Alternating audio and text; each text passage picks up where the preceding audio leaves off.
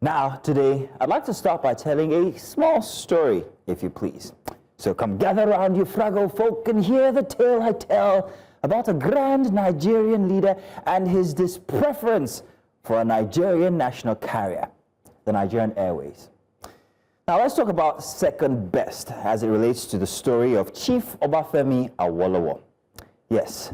Now, they say national pride should actually sit on one's chest like as if it's a badge. But Chief Obafemi Awolowo, he said, not at the expense of my safety, my comfort, and basic common sense. So there he was, Awolowo, returning from a trip abroad, sometime maybe after the 1979 election. And journalists, who were kind of like trying to catch him, asked why he didn't fly Nigeria Airways. And with the grace of a man who always knew where his agbada ended and the nonsense began, he replied, no, I don't buy second best when I go shopping. Mic dropped. And let's just say that Nigerian Airways never recovered from that rhetorical slap ever. Now, before we cycle back to why this ancient yap still matters, let's pause for a moment and take a solemn moment here. Nigeria has just lost a former military head of state and a two-term civilian president, General Muhammadu Buhari, gone at 82, a man who lived long enough to see three versions of Nigeria, whether you like it or not: the military, democratic, and then democracy trying to run away from its own shadow. The condolences have poured in from across the country and the world, politicians in Agbada, common people in frustration, and even the internet, where respect is rationed with likes and shares. Whether you love him or hate him, General Muhammadu Buhari was a chapter in Nigeria's story. And for now, well, that page has turned. But let's talk about where that final chapter closed. The Wellington Hospital, London. According to a Punch article, the clinic charges up to £3,500 per day. That's roughly somewhere around 7 million naira daily. And we're not talking aesthetics here. It isn't spa and eucalyptus candles. No, it's the real deal. World-class machines, diligent diagnostics, robotic surgeries, on-demand consultants, and vending machines. When was the last time you saw a vending machine in a Nigerian hospital in your life? And guess what? The real kicker? I am sure that some of the doctors there are probably Nigerian. Nigerians trained here, exported there to treat those who neglected to fix here. Which brings us back again to Awolowo and the second best. He wasn't just critiquing an airline, he was schooling us on the politics of pride and how not all things national are worth dying for when they've been drained of standards and soaked in dysfunction. So it's pretty much the same story, different flights, different year, different presidents, still no national carrier, still no national health system worth dying for. You see, the Nigerian health sector has collapsed. It's rebuilt itself in prayer houses, and then it's collapsed again with reform attempts that go from presidential summits to a big shift, Jeremy pass. I'm not doing it again. Hospitals are short on oxygen. They no longer have it, whether you like it or not. And they're long on queues is what they have the most of. And the best brains, they're patching up lives in Toronto, maybe London, maybe in Houston, Texas. Not because they don't love Nigeria, but because Nigeria doesn't love them back. Awolowo, national carrier. Remember that. Still, in times like these, we remember and we respect, because a man has died, a father, a former president, and in the end, no matter what the journey looks like, we say, well, farewell, Baba. May he rest, may we rise, and let's leave it there. Now, today's monologue is deliberately short, and it's also left open-ended for you to think, reflect, and connect the dots, or maybe not. After all, we just lost the national pride, and for fear that we might trample on sensitivities, let's just leave it there. Now, to take us forward, let's welcome in the queen of context herself, Judith Atiwi. Judith, good morning and welcome. How am I the queen of context? I don't know. You put context into everything, every conversation, every discussion. Oh, don't you want that compliment? Well, see, you just put context to that. Oh, there we go. So I guess I'm the king then. There we go, perfect. Well, in any case, You looking forward to today's show? Anything in particular? As always. Well, it's always going to be a stellar lineup. So we look forward to it. A stellar monologue, by the way, just connecting all the dots there, most importantly. Because you can, not everybody can. You know, okay, you know what? Don't allow me to say what it is. No. Like I said, leave it open-ended. Yeah, no, but it's necessary to have the conversations. I think it's necessary that we start to have these discussions. Sensitivities or not, we already have seen, you know, the mixed, different reactions that have trailed, you know, the departure, the eternal departure of our former president. But most importantly, more than ever, I think it's time to bring this conversation to the fore. So whether we choose to connect the dots or not, I think that people at home are watching, our viewers at home, wherever they are watching, this is going to live forever on the internet, and it will spur discussion. Indeed it will. Let's come over there and let's talk more inside of Breakfast Extra. You're welcome.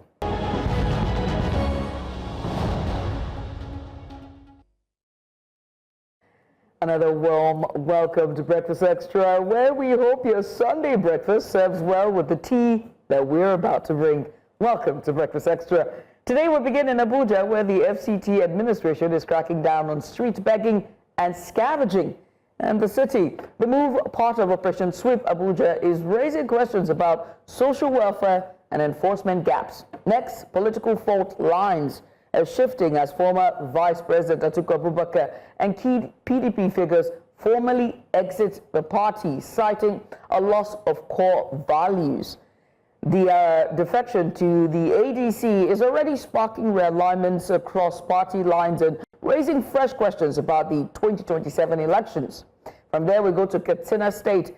A disturbing report from News Central uncovers torture and abuse at a government-run reformatory center. The state will only took action after the story aired, suspending officials and opening an investigation. Meanwhile, in Lagos, a suspected ritual attempt was started as bystanders rescued a disorientated man found with strange items. Our investigative journalist and correspondent who covered the story shares what he saw on ground. So he's going to join us later on the program.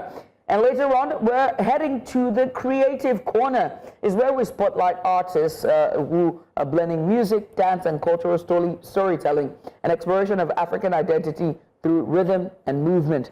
And today on this hour, rather very soon, we're going to get into the constitutional reform that is happening. We're seeing all the town hall meetings that is happening across Nigeria. We will have one of the key voices in PANDEF to join us later on this hour to discuss the constitutional reforms. But as always, everyone, welcome, Azino. Yes, indeed. Welcome back to the chair here. Thank you very much. Looking forward to a very interesting Sunday. Actually, I'm looking forward to the end of the show because it's been a long week. I didn't see. You said it. So for most people, this is your start of the week. For us, it's kind of like the end of the week. So I'm tired, man. We're like excited at this point, but no less. The content that we bring, it's always top-notch A1. Of course, it's News Central. What else can you By the way, besides me, I'm hiding a large mug of coffee. See? You have to tell them. They wouldn't have known. And it's so hot because it's warming my back. That's how tired I am. It is warming parts of your body. Alrighty. So I'm hoping that we could do our dailies for this morning. If we can do our dailies, then we should. But like Judith said from before, we are definitely going to be talking about the constitutional reform as it regards to southern Nigerian states, the resource control, what they need, the state policies, and also true federalism. Yes. So let's start with the dailies this morning, and we're going to be starting from the Nation newspaper. The Nation newspaper has this headline here. EFCC probing 18 sitting governor, says Olukoyede, how ex-governor caused stir-spraying pounds sterling at London party. At a London party. So we spoke about foreign spending here as it relates to healthcare. But Nigerians don't just go outside the country to just spend on healthcare. They're also big spenders, splurgers, when it comes to holidays and stuff like that. We will touch on that bit, holidays inside of strips.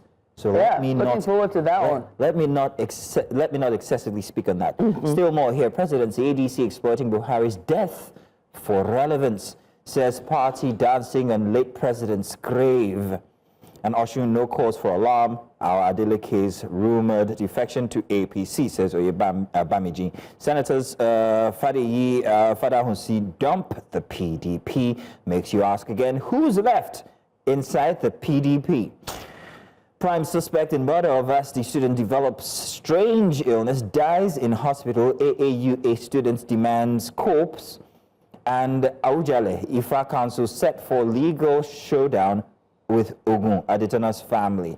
And FAC pays out highest monthly allocation of 1.8 trillion naira. That's all for the nation for Sunday. Ah, yes, indeed. I wonder what's going to look like when they start to recreate, or rather create more states in the... If this constitutional reform and all... More wahala. Look at that. Let's switch gears now from the nation now to the Sunday Punch, as we pull that up right there. At the very top of the paper, federal government states delay 130,000 forest guards recruitment amid rising killings. You can find that story on page 3. Right next to it, Nigeria will appreciate Buhari more now in death. Ex-SSA Bashir. At the bottom right next to it is ex-president served himself, not Nigeria. And that's from Shore. You can find those stories on page 8 of the Sunday Punch. More reactions there, and op-ed for trailing the departure, the eternal departure of the President Muhammadu Buhari. At the bottom, you can see there the very big one, 4,000 CNG trucks, tanker drivers panic as Dangote marketers tighten distribution deal. Nerto Nugasa plan emergency meeting over looming job losses. Petron tax deal Greek gift warns against monopoly. You can find the story on page 3. Interesting times. Right next to it, presidency opposition in war of words over Buhari's burial. That story is on page 6. Local government autonomy unrealistic, says Fashola. That story is on page 5. Nigeria's public debt may hit 160 trillion naira by December. Is he your debt? Report. Is he your debt? But I will pay now. Why are you worried? If you have to make an omelette, you have to break the egg. Oh my gosh! Yeah, all right, it's your uncle. It's your uncle. You have to break that egg to make a delicious omelette. It's so interesting how every interview he gives, there's always a soundbite. Yeah, it's too very quickly becomes a meme. You gotta love him. And it's the way he swivels after that. Yeah. Break the omelette. You know? Interesting. He gives a masterclass of how to stay relevant in on social media? Yeah. No, and not just on social media as well, but with his media palette that he continually does with, you know, with media, with press houses, because it's like, this is the FCT minister. Well, you have to talk about the president, Tinubu, now. Tinubu was the one who actually said that, and he was the one who made that swivel on the chair that made that meme. But then again, you cannot also remove the fact that the FCT minister is also very, very relevant when it comes to memes and the rest of everything. Exactly. It's just the fact that he is just a minister of the FCT. When you think about it, like when you come to like the key issues as it pertains federal, the federal and the Commonwealth, he ought not to be giving media palace. Just focus on the administration. But he would sit down there and he always has something to say. That's a masterclass in staying relevant. You know what I mean? Worry, always contribute. Always say something. Always say something. Good day, sir. Good morning, sir. Let's move on now. Moving on, at the bottom of the punch, Sunday Punch there, Nigeria exports $1.34 billion crude oil to U.S. in 5 months. Right at the top, monument of waste, 41 billion naira Akwa Ibom Specialist Hospital with rotting facilities. That story is on pages 16 and 17. And this very sad one here, have doctors raped, murdered my 19-year-old daughter, cleric. That story is on page 18. Okay. Well, that's as many papers as we can take this morning. Perhaps maybe we'll be back to tell some more. But we have to go into our first big report, or it's a big story for this morning. Judith, please. Yes, indeed. Now, on Breakfast Extra this morning, the constitutional reform review hearing is currently making waves, and southern Nigeria is front and center with its demand for a new framework that challenges the current power structure. PANDEF, which is Pan-Niger Delta Forum, has voiced the need for resource control which would allow states in the Niger Delta and other resource-rich regions to manage and benefit from their own natural resources. Now, this call comes in response to the long-standing issue of the region contributing the bulk of Nigeria's oil wealth, yet struggling with underdevelopment and environmental degradation. At the core of these demands is the belief that Nigeria's current federal system, as outlined in the 1999 Constitution, no longer meets the needs of its people. PANDEF argues that the Constitution, originally adopted under military rule, is inherently flawed and does not address the realities of the country's federal structure. So, to help us understand PANDEF's stance and the significance of these demands, we're joined today by Ominimini Ogberubi, the spokesman for PANDEF. He'll be walking us through the group's vision for a new Nigeria, as well as how these proposals could transform the country's governance. You're welcome, sir. Thank you very much for joining us so early on Breakfast Extra for a Sunday. So, Mr. Ogberubi, let's start by asking how vocal PANDEF have. Well, we know how vocal they've been, but have they been vocal about the needs for resource control, for instance? Can you explain why this is so critical for the South, particularly in the Niger Delta?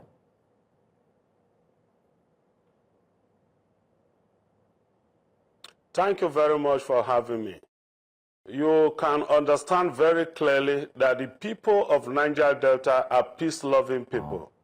Today, it is the oil and gas that sustains Nigeria's economy. There is no part of this country that is not blessed with resources.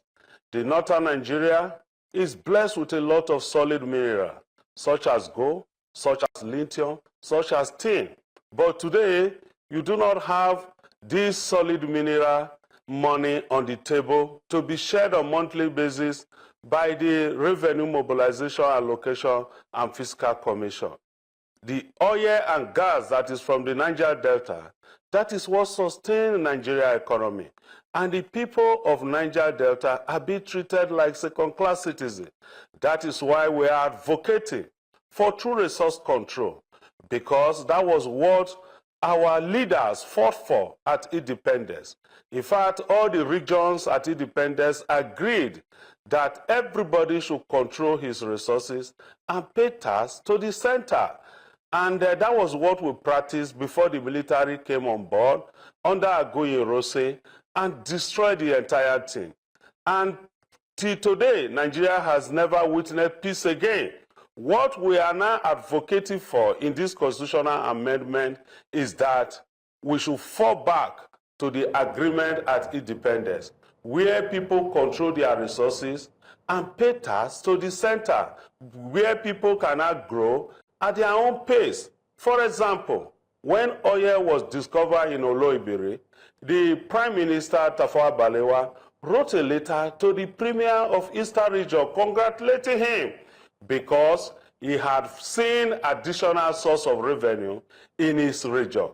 But today, you have the money from gold. You have gold in Zamfara, you have gold in Abuja, you have gold in Nasarawa.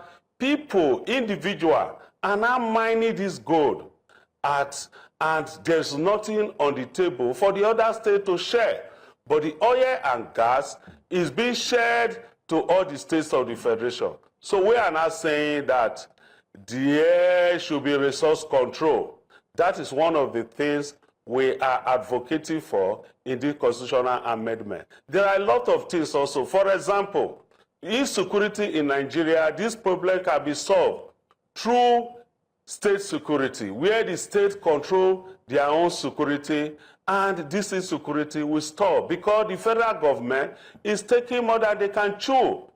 The federal government, the center, can no longer control the security system of Nigeria. We're also advocating that INEC, the appointment of INEC chairman and commissioner, shouldn't be by the executive, by the presidency.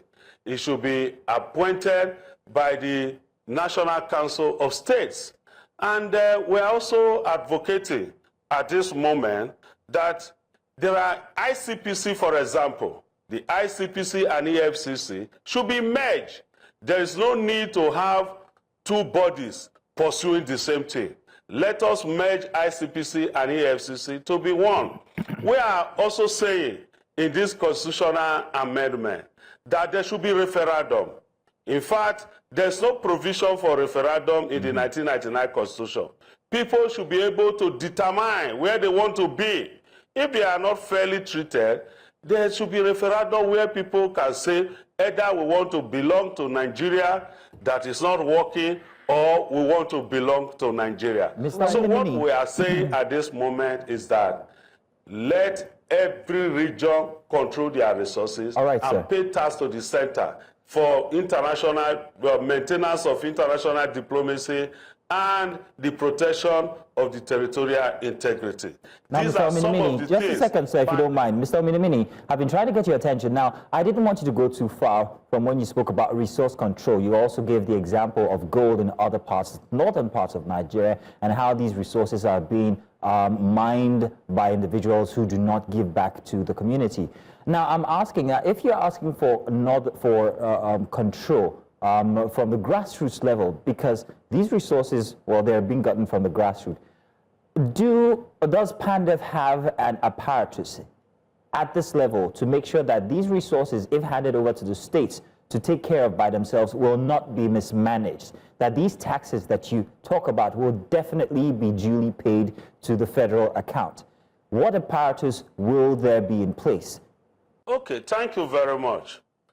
At the moment, if you look at the extraction of gas and crude oil, the federal government cannot tell you the truth as to the quantum of gas they are taking from Niger Delta. Nobody knows the quantum of gas that is being taken daily from our soil. So if the state is allowed to control their resources, there will be high development. For example, at independence, the regions that were the federative unit as at that time were contributing 20% to federal government and 30% to the resharing pool and retain 50%.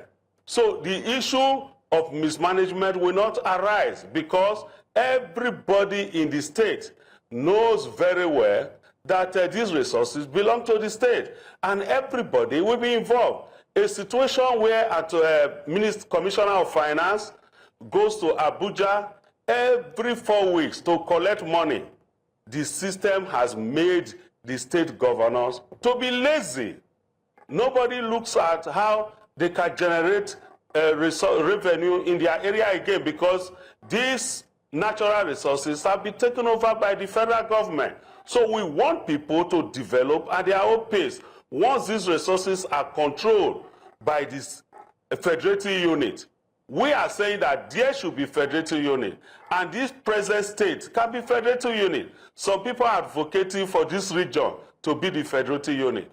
But the essence is that once these resources are controlled at the federative unit level, they cannot develop at their own pace. Some people will choose to develop on agriculture, some people will develop on technology. Now there's no competition. All the states are very lazy because every 4 weeks you give them money. So that is why we are saying let us identify federative units, and this federative unit will control their resources. Resources will better be managed.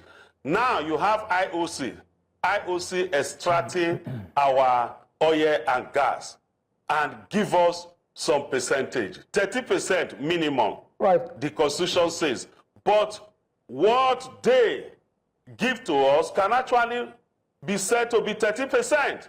Because what they give to us at the moment is less than 30%, because the IOC or the settler takes about 40%. So it is the 30% of the 60% that is being given to us at the moment, which is unfair. We should be able to retain 50% of what is generated from our area by us. Right. So resource control through federalism is the only thing that right, Mr. Ominimini, if you can hear me, you've talked about federalism, true federalism, you've talked about resource control, you've talked about state policing, right? And these are all of the issues that not just, PANDEF and the southern part of Nigeria have asked, but also the eastern part as well, especially when it comes to state policing and true federalism.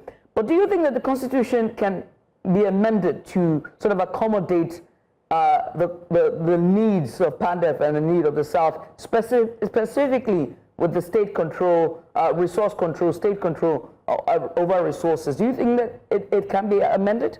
And if it doesn't, what would PANDEF and all the leaders in the South do?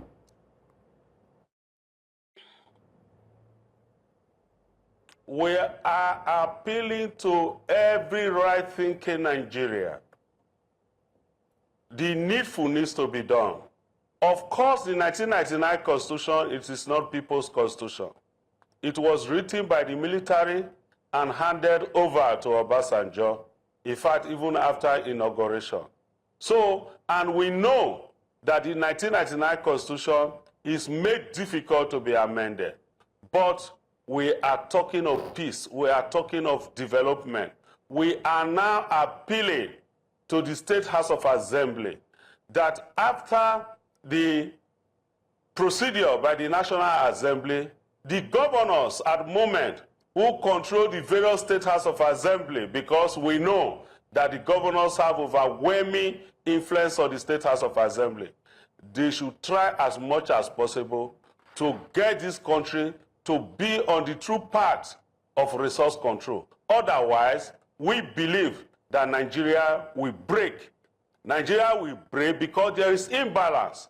You take your gold, you take your lithium, you take your iron ore, you take your columbine in northern Nigeria, and everybody now lives on oil and gas. So we believe that we shall see the light at the end of the tunnel.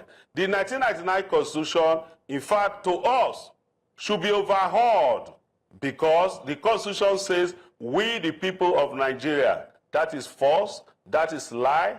We, the people of Nigeria, never met to write the 1999 Constitution. That is why the Patriots is now saying that we need to overhaul the Constitution of Nigeria, and we agree with them.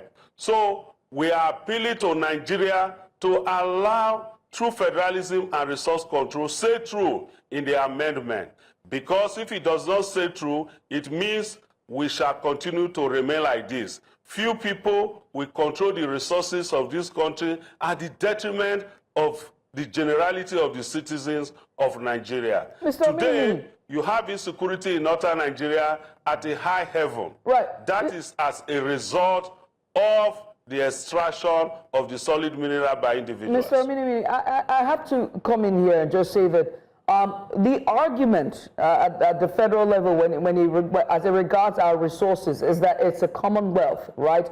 And that, there have to be institutions set over it to sort of, control it. And if you leave it to state control, it wouldn't be so much as commonwealth anymore. What would you say to that argument? It is not true. When we were under regions, the Eastern region was able to build University of Nigeria from the resources they generate from their region and pay tax to the center. Awolowo was able to build the first TV station in Nigeria from the resources generated from Western region and did a lot of things, established university also. And so Ahmadu Bello was able to build university in the northern Nigeria. That is an example of resources being controlled at the federative unit. So we have a good example in Nigeria from 1960 to 1966, when the region were controlling their own resources and paid tax to the center and develop at their own pace. We saw development better than as it is today. If some of the elderly people are asked either to live in the Nigeria of 1960 to 1966 and live in the Nigeria of now, everybody will prefer living in the Nigeria of old because things were better. So that argument that resources will be mismanaged by the federative unit does not hold water because we have good example. there's also the North and the South. When it comes, I mean, I know that I don't want to be fixated on this, but we do understand that, you know, these resources are important, and especially for the oil-rich Niger Delta, it contributes to, if not 90, I mean, 90 is overshooting it, but it contributes to a large number of our GDP and adds to the budgets of every year when it comes to FAC allocations and the rest for, you know, resources, or rather for projects that the government goes on. If it's state-controlled, what happens to the contribution to the GDP? What happens to the contribution to the budget allocations? What happens to those things, right? And that's what we mean by commonwealth. How would that work if this state resource control is being, you know, implemented in this constitution? Gross domestic product is the totality of the production within the country. It doesn't mean that if it is controlled by the federal government, it is only then it becomes a GDP. GDP is the total production, you know, whether it is done by the federative unit, whether it is done by the federal government. So, and the federal government is taking more than they can chew. Today, if you look at the exclusive list, it's too much for the center. That is why they cannot perform. What does the federal government need? The federal government needs to maintain international diplomacy. The federal government needs to protect the territory of Nigeria. These are the things the federal government needs to do. You don't need a federal government also building secondary school. You have federal secondary schools. You don't need them. You leave those things to the federative unit. There are a lot of things the federal governments are involved, which they ought not to do. When your resources are controlled by the federative unit, then you reduce the exclusive list. And most of these things will not be done by the state. They cannot develop at their own pace. This is what we are talking about. Today, the federal government is disorganized. Disorganized in a sense that the things in the exclusive list are too many for them to handle. That is why we are talking of devolution of power. Devolve more power to the federative unit or to the state. Now, Mr. Ominimini, let's not be too fixated on just resource control. Let's move to other things. You speak of true federalism, and I'm wondering how exactly PANDEF is also incorporating the other regions. How much consultations, particularly with the North, is PANDEF doing to be able to actualize this true constitutional review?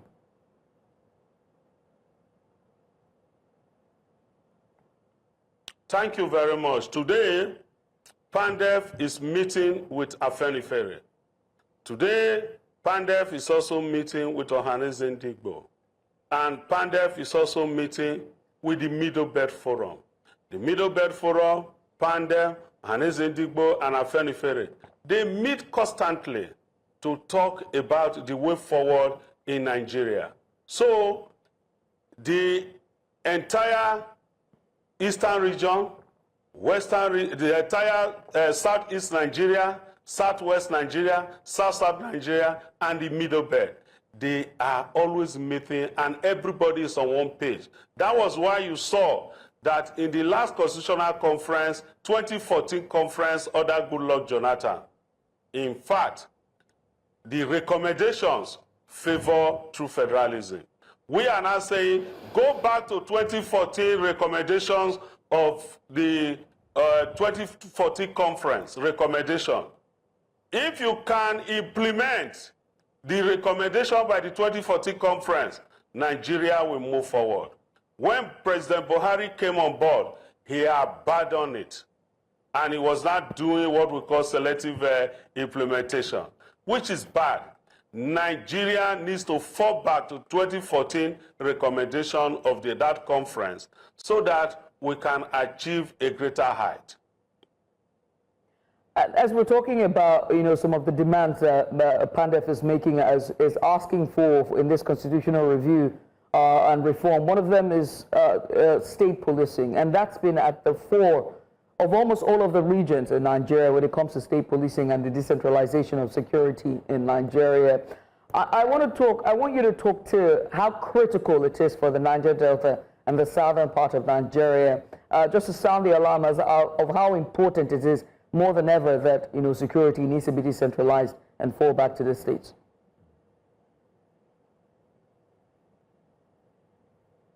Thank you very much. Today, in Nigeria, no governor can control commissioner of police. If a governor issues instruction to commissioner of police and even AIG, let me not even go to the level of your IGP. If AIG issues instruction to CP, commissioner of police, the commissioner of police will take the order of the AIG or of the IGP against the instruction of the governor of that state, if the instructions are not the same. That tells you that the Constitution, which makes a governor a chief security officer of a state, is not sincere. That is why we need state policing. That is why we need state policing.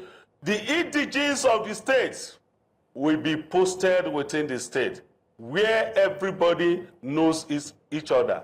Although some politicians are arguing that if powers are given to governors, they will misuse it mostly, to chase away opposing political view.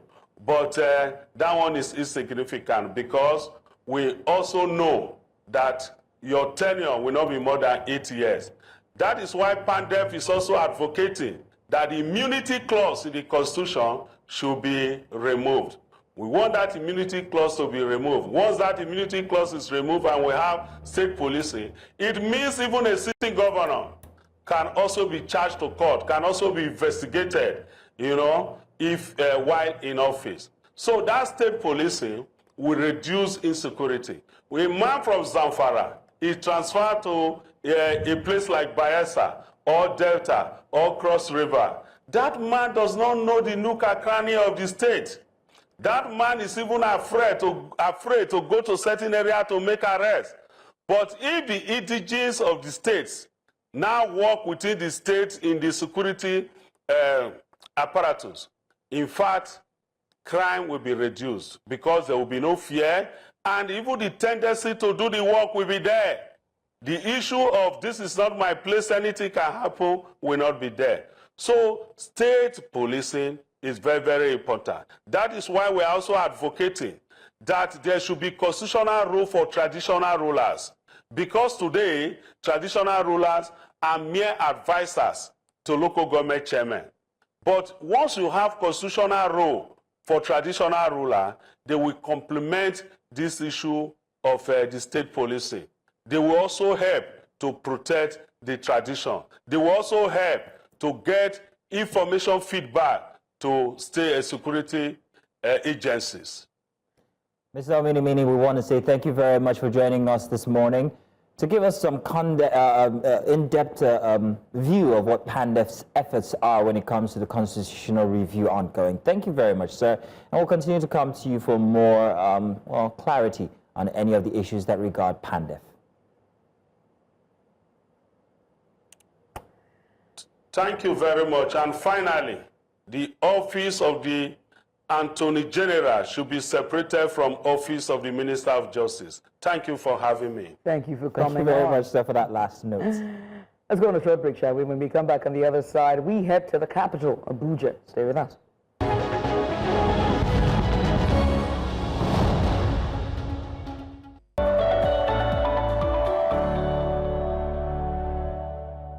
Let's head off to Abuja, shall we? The Federal Capital Territory Administration there has launched a renewed offensive to rid Abuja of what it calls public nuisances, specifically street beggars, scavengers, and alleged miscreants.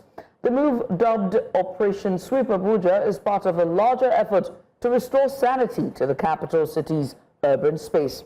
The FCTA officials say the operation will target hotspots across the city where informal and street economies have taken over, citing security risks, traffic disruption, as well as visual pollution. Never heard that before, that's the first time. But the crackdown has raised fresh questions about economic exclusion, poverty, and the thin line between urban order and social displacement. So that was why our correspondent Atiku Abubakar put together this here report. From traffic lights to street corners, markets and pedestrian bridges, beggars have become a common sight in the FCT. However, with the rollout of Operation Sweep Abuja, that picture seems to be changing fast. In a coordinated effort by the Social Development Secretariat and security agencies, the operation aims to sanitize the capital and restore public order. People will go even to the extent of hiring people's children to come and on the road and be begging. And there are families that where they are begging, hiring these children will not even know that this is what they are using their children to do. They have taken it as a business.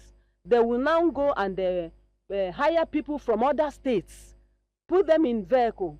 Very early in the morning, they will come in Abuja and start begging. By evening or in the night time, they will disappear. You can hardly stop with confidence at our traffic point in the night. People that you think are destitute, people that you think are beggars, they come around, attack you, dispossess you of your item. This is a ticking time bomb. It can happen at any time. And we cannot afford to be looking elsewhere when crime are being perpetrated. The operation have covered so far the city center, Kubwa, Gwarimpa, Asokoro, Geriki, Wuse, and the rest, and the operation is expanding. The FCTA says the operation is aimed at addressing the growing presence of street beggars in the city, many of whom officials believe may be victims of trafficking or exploitation. Public opinion, however, is divided. You can't tell a bad person just by looking at him or her. Yeah, somebody might innocently look like a beggar, but you might not tell who is actually disguising. So I think it's actually a good one to take them back to where they come from. At least everybody will be able to identify who this person is and where he comes from. So you'll be able to tell who is actually an indigene, who is actually a good citizen, and who is actually not. If it was the state that they are killing people every day, are you sending them to their early grave or what? Best thing is just to provide a place to put them. They will be doing something that will generate more income to the government and to themselves. They should not actually take them back to their state, but within the FCT, they can just create a place for them to stay, because they are Nigerians too. While the clampdown may help restore the city's image and has been praised by some as long overdue, others insist that only long-term solutions like skills acquisition and support from home states can truly address the root causes of street begging. In Abuja, for News Central, Atiku Abubakar. Atiku Abubakar there with some stellar reporting, and she joins us right now inside for Breakfast Extra. Atiku, you're welcome. Thank you very much for joining us Sunday morning here once again. We'd like to know what struck you the most while you were reporting that story there. What did the streets of Abuja tell you that the press statements didn't? I will tell you that in our course of working in Abuja, one thing that struck me is how much beggars we have on the streets. There is litters all around. If you are going, say, from the secretariat, that's the federal secretariat, towards Banex, that will say every traffic light you stop by, there is a woman with kids, there is a man, there is a healthy man, there is the one that is sick. They are crippled, there are people that don't see, the visually impaired, all kinds of people. Sometimes they sit down, at the middle of the road, and they send the kids, and the kids will be the one rushing. And if a car stops to give one person something, then all of them just rush up to the car. So this is something that has been going on, and it has been increasing I will tell you, Mazino, from the city center to satellite town, when you come down to Cairo, that is almost outside Abuja, you would see these people by the market side, just sitting down. They've got their umbrellas, shade to just sit underneath and then wait for people to give them something. When you go to every pedestrian bridges, they are actually sitting on each side of it. So you have to squeeze as a passerby when you're going to use a pedestrian bridge. And I tell you, sometimes it gets really irritated because you leave this traffic light, people are blocking you, maybe you are able to help some, you move to the next traffic light, other people are stopping you.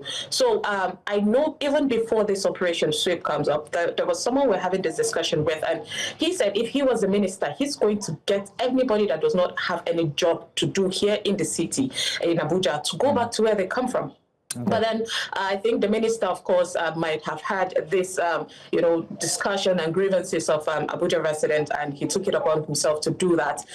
The operation, it's a joint task force operation now. You will see different uniform men. I'm talking about the police, the army, immigration, custom, the civil defense, all encompassing the different security agencies coming together to do this. And it was a heavy movement the day that they launched this operation. There were police, there were security vehicles all around. And if they see you, they grab you. They see you with your child, they hold that child, and you see people screaming and saying, this is my child. But they say, we're not sure. Let's go first, and then we'll make confirmation if it's truly yours. But in their discovery, they said that they discovered that a lot of people were hiring children, and they interviewed some of these kids, talking about 10-year-old, 12-year-old boy, and they told them that somebody just came with Dangote trailer or car and told them, we're going to Abuja, do you want to go? And because, of course, Abuja is so enticing to the people outside Abuja, they hop in, talking about states like Katsina, Kaduna, coming in kids without their parent knowing, or some of them perhaps maybe they were there just as the Almajiri, going to the Almajiri school. So of course they're already far from their parents. Guardian is nowhere to be found to take care of these kids. And so that is one of the major concerns, saying that people actually get these children, not only by the 10 or 12-year-old, but also babies to come and act as their kids just to beg.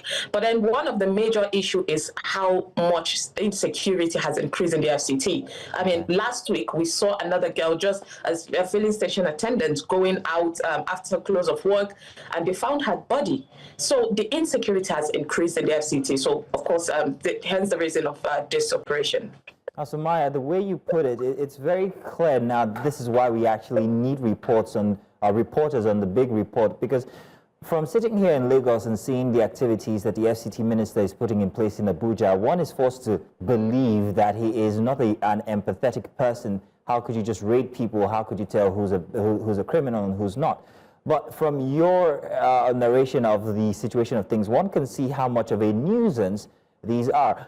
And to add to that, it makes you wonder, with the influx of people from other states to the attraction of Abuja, how does this affect the environments, the ecosystem? Where do these people have their, business? And if you understand what I mean, like everybody's supposed to do, have a bath or relieve yourselves. How does it affect the environment there in Abuja? Are there any complaints of perhaps maybe, because I can imagine in Lagos here, matter on the floor. Yeah, exactly. We have a case of open defecation with the trucks in Apapa because there's nowhere for them to take a bath or go to the bathroom. So they do it around the streets. So how does this impact the environment in Abuja? Honestly, first of all, it is not a sight to hold. Starting from, how you see people just sitting on the street while others are going to work. First of all, the middle of the street, even though the FCT minister, of course, have made major infrastructural move, talking about roads, but then the site that protects that's from people going and coming, it's littered by these beggars. So first of all, yes, the site is not pleasing at all. And then secondly, in terms of the open defecation, I think recently we were talking, we were working around in Abuja, and we're talking with ourselves, me and my colleagues. And what we noticed is that Abuja has started having a bit of stench, a smell. You go to some places and you smell, it oozes of bad smell of urine. Other times you see as if it's a suckaway smelling. This is something we've just started noticing recently. And definitely, when there is no enough public toilets, now there have been a lot of efforts of people, private individuals, to come and do partnership with the government and create these facilities, but we don't have enough. And of course, due to how the street beggars are looking, sometimes I don't think they can go into some public organizations to ease themselves. I don't think they have room for that. So we don't know where these people are, easing themselves when it comes to, convenience. So that is one of the concerns. And another one is the thought that while people are at work, you notice that people come to front of people's house. Now, these security lights that you've plugged in front of your house just for you to feel safe, people start removing it. So it's a case of we feel, or Abuja residents feel, that there is a change. While in the morning they're on the street begging, during the afternoon hours, these people are going back to people's residence to try and remove things and steal things. And then during the evening hours, there's also a transition again, and they are transitioning to maybe one chance. And one of the major concerns is because you cannot identify them, and that was one of the concern of the person that I spoke to, one of the Abuja residents. He said you cannot identify these people, and people without identification are dangerous people, whether they're good or bad. You really will not be able to tell who is good and who is not.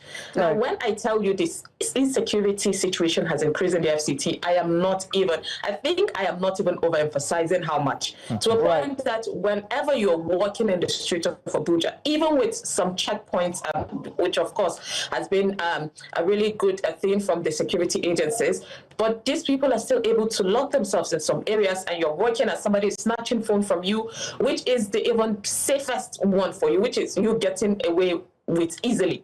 Other times they harm you, other times they try to kidnap you and just within the city and make and demand ransom. Other times they find people dead.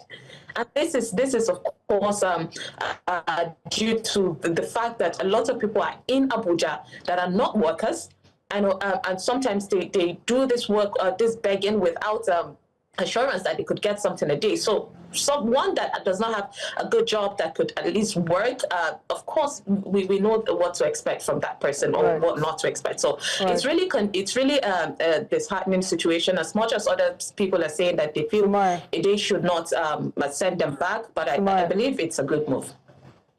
As much as as much as it's a good move, we have to talk about two things here. I mean, you've extolled on the insecurity part of it, and what this person is up to when it comes to the environmental degradation of Abuja, visual pollution.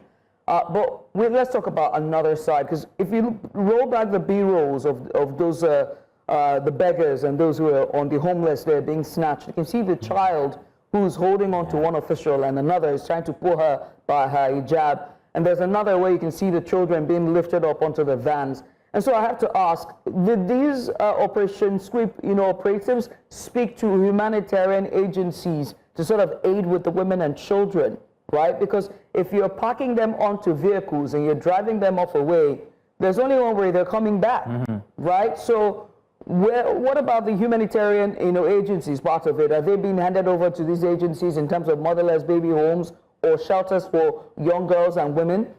Because I've seen this happen in Kaduna before. They load them up in the trucks, drive them away to wherever it is they came from, and they will find their way back. Sumaya.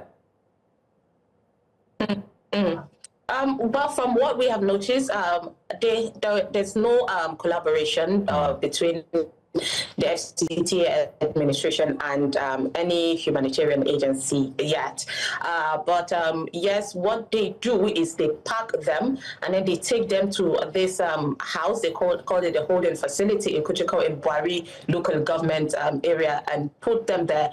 And according to them, they are going to take about 3 days. That's after each person comes. The person spends maximum of 3 days there to they feed them in this period, and they tend to ask them more questions just so that they can know who is who and where you're coming from and why you are here in the nation's capital. Now, if you check out as someone that maybe there is an issue like matter of insecurity that brought you back here, then I'm sure, according to them, they will now decide what they do with that person. But then in other times, when you're just hop in on any trailer to come to the city, then of course they will put you on a transit back to your state home where you come from. So that is the one thing that they said they were going to do.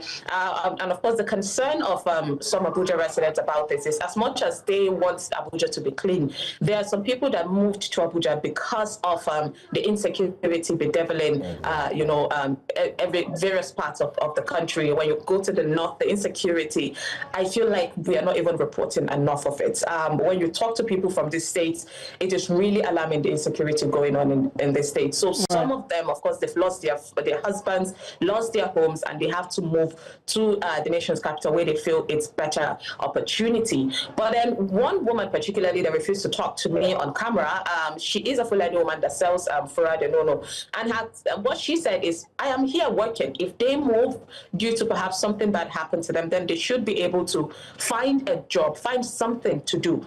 And Abuja is a place where there is opportunities. So you could literally maybe go to some people or create some agency yourself, and you start helping, at home, clean homes and all of that. But they tend to take the easy way out. So that was one of the concern of the residents. Right. So yes, as much as this administration is doing its best, there is also concerns like this. So I do have to say that the truth of the matter is that left to me, I would like for them to, besides the insecurity that they pose, the threat that they pose, they should line up the streets of Abuja. If that's the only way that can wake up the center to see how dire insecurity is happening in the north, the northeast and northwest, and of course other parts of Nigeria that have gone underreported. So if they have to be there to line up the streets all the way to the seat of power for them to see what's really happening, I would say let them be, but hey, what do I know? I'm not a minister. Sumaya, unfortunately, we're out of time. Thank you so much for coming on. However, I did note that you said that this is kind of like a business,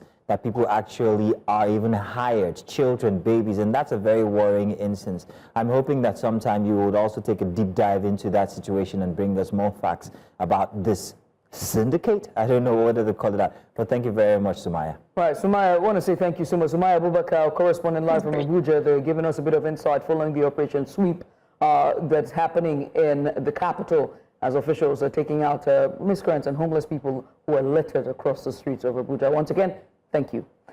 Let's go on a short break. When we return, we switch to politics, and this time the former Vice President Atiku Abubakar, has formally resigned from the PDP. After the break, stay with us.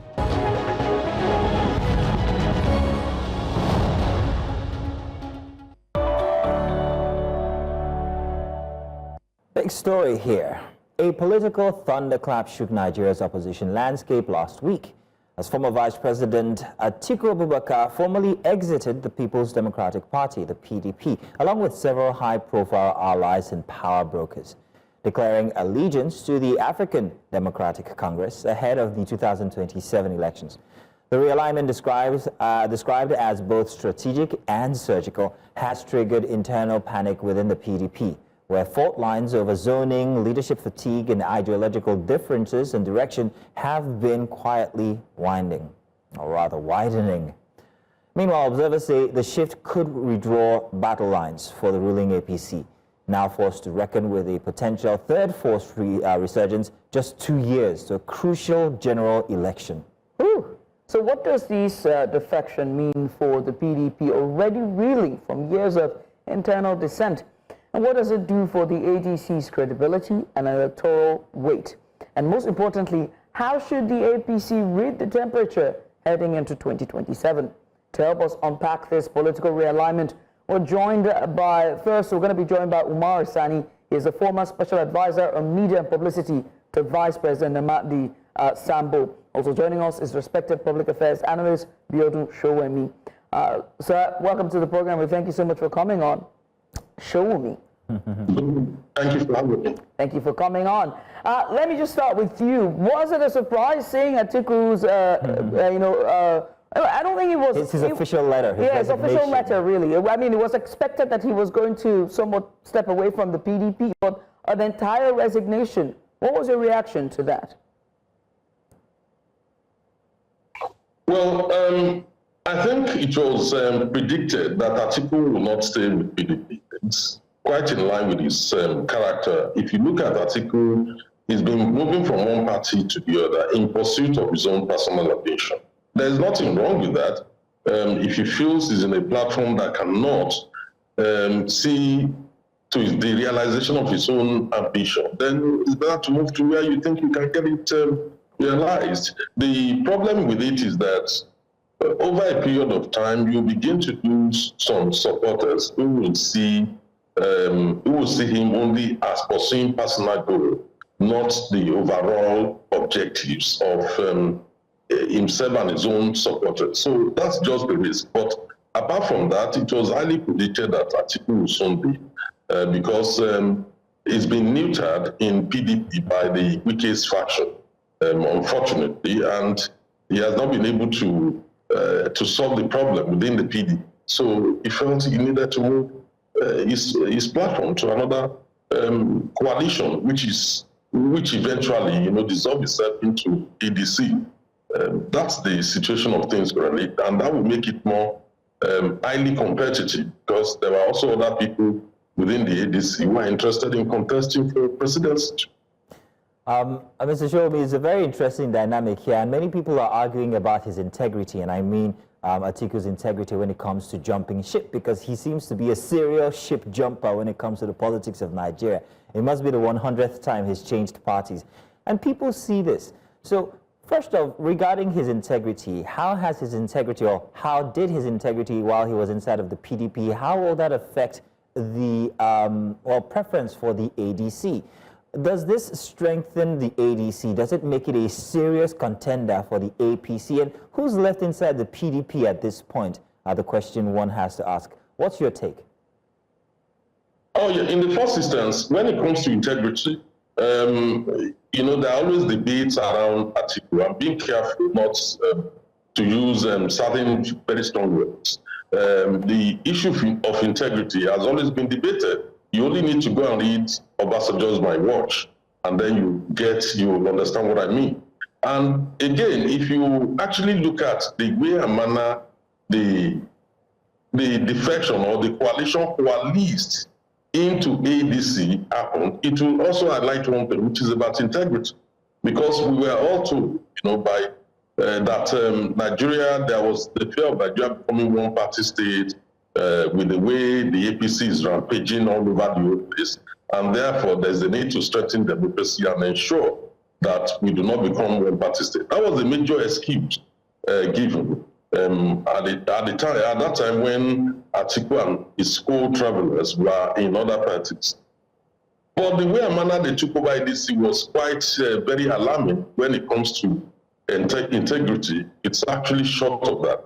You cannot join a party in a day, and then the same day become the national leaders of the party, when the party constitution, the ADC constitution, says that you must have been a member for 2 years before you can hold office in ADC. So for me, that speaks a lot about integrity, and it does not go well. For me, I think it will always raise issues around the ADC itself if that is tolerated. The second issue is about the impact on APC. Of course, APC will be affected, no doubt about it. They would try and talk this down to say that, well, it's nothing, this or that. We should not forget that the strength of ADC is coming in from the weakness of PDP, because those who are joining the ADC are from PDP. There is a faction of PDP that is joining the ADC. The fact of the matter, at the end of the day, is, will it strengthen the ADC itself? That's a different matter completely. Will it strengthen the PDP itself? That's a different matter completely. You're likely going to see a situation where the ADC will get strengthened while the PDP will get weakened. But in terms of when it comes to electoral protection, you're likely going to see a reduction in the number of votes of PDP. They probably will not command the same votes they commanded at the last election. due to the articles factor. No doubt about it. But will he, through the ADC, will they get enough votes, to change the political fortune of ADC? I doubt it. So rather, we would have more weakened, opposition parties in the country. That's what we are likely going to end up having, without being able, to change the fortunes of APC in terms of who controls the presidency. Very interesting times to find ourselves when it comes to voting and zoning. I would think that, Atiku is from Adamawa. We hope to see whether he will be able to garner, votes, and with Peter Obi garnering votes as well from the eastern part of Nigeria. We wait to see what that would translate in terms of exit polls for 2027. But another big name that is also at the political arena now, when it comes to defections, is Adeleke, from the PDP to the APC. But first, we're being informed that Umar Sani is joining us now. Guys, yeah, there we go. We have him there. Mr. Umar Sani, he is one of the media advisors for former Vice President Namadi Sambu. Thank you so much, sir, for joining us. We appreciate you for coming on. Now, we've been talking about the PDP and Atiku's exit or resignation from the PDP. You are in the party, so I do have to ask, what informed his decision to want to resign outright from the party? If you have followed the trajectory of Atiku's political movements from 1999 to date, you will understand why certain decisions he has taken are very necessary. And he is not, most people believe that he is a serial defector. But to me, I don't believe that that is the case. When he came on board with President Olusegun Obasanjo in 1999, in their second term, they fell out. And that they are falling out resulted that Atiku cannot contest under the banner of the party he helped to form, where he is a foundation member, because Obasanjo will not allow him to contest. So he has to look for another platform. And that platform happens to be Action Congress. They came together with President Bola Tinubu at that time to form the Action Congress, where Atiku went in to contest under the Action Congress. After some time, he left the Action Congress and returned back to the PDP when Obasanjo was no longer, didn't have a hand in the party. And he stayed with the PDP. In fact, he contested with Goodluck Jonathan himself and Sarah Jibril in the 2011 presidential primaries, where Goodluck Jonathan triumphed. And, and he was still in the party. But prior to 2015, when there was supposed to be a primary within the PDP decided that they were only going to sell one form. To me, being a Democrat, Atiku felt that that was not the right thing to do, that he had to allow the space for internal democracy. And so there has to be a contest. And so since there was no contest, they only sold one form to Goodluck Jonathan. He felt he needed to go to a place where he had to contest, even if he has to win or lose, but at least where democracy thrives. So he moved to the APC, believing that he has the capacity to win the primaries there, But unfortunately, Buhari defeated himself and Konkoso, and he came back to the PDP. And coming back to the PDP, he tried as much as possible to revive the party. Since he came back, he has not left. Now, under the current dispensation, and with the problems plaguing the party, where Wike has become the Lord of the Manor in the party, how could he have gotten any opportunity to exercise his fundamental rights, in deepening our democracy by contesting primaries? No way, because the party is not stable, is plagued by so many problems. And so he and other like-minded Democrats decided to join another political party, because they had two options, whether to form or to join. And they knew that because the incumbent will be threatened by a new party coming in, they had to look for another party to join it, so that they can, revive our democracy. The one-party state that we were gravitating towards will no longer be there. And I think with the coming of the ADC, they are giving the necessary fight that we, the PDP, are not giving. They are providing the necessary opposition. They have, since they came in, they have challenged the status quo, and they have made the presidency sit up. They have made the presidency do so many things that ordinarily, if it were a PDP, with only one press statement per month, there will have been nothing. When you look at the trajectory of Atiku, right, and his ambition for presidency, one has to ask about this, at this point, whether this is, for the sake of Nigeria and deepening the democracy of Nigeria as you described, or just one man's ambition, because he has tried so many times and he has made different turns to get to that seat of power. And every single time he's somewhat failed, right? And when he even clinched the ticket for the PDP, he's failed as well. How many times have the PDP given him the ticket to run for presidency, and yet he was unable to win that election? Don't you think it's time for him to take a step back instead and now become the party stalwart and become an influential voice in the party? You see, in Nigeria's democracy, it is very difficult to upstage an incumbent. And the only time an incumbent was upstaged was when Goodluck Jonathan was defeated by Muhammadu Buhari. Apart from that, that feat has never been repeated by any other person, because the incumbents use all means necessary to ensure that they retain power. Now, even Buhari himself, who contested 3 times and decided to give up because he felt he was being cheated, and that in all these elections he contested in 2003, 2007, and 2011, he felt he won the election, but he was skimmed out.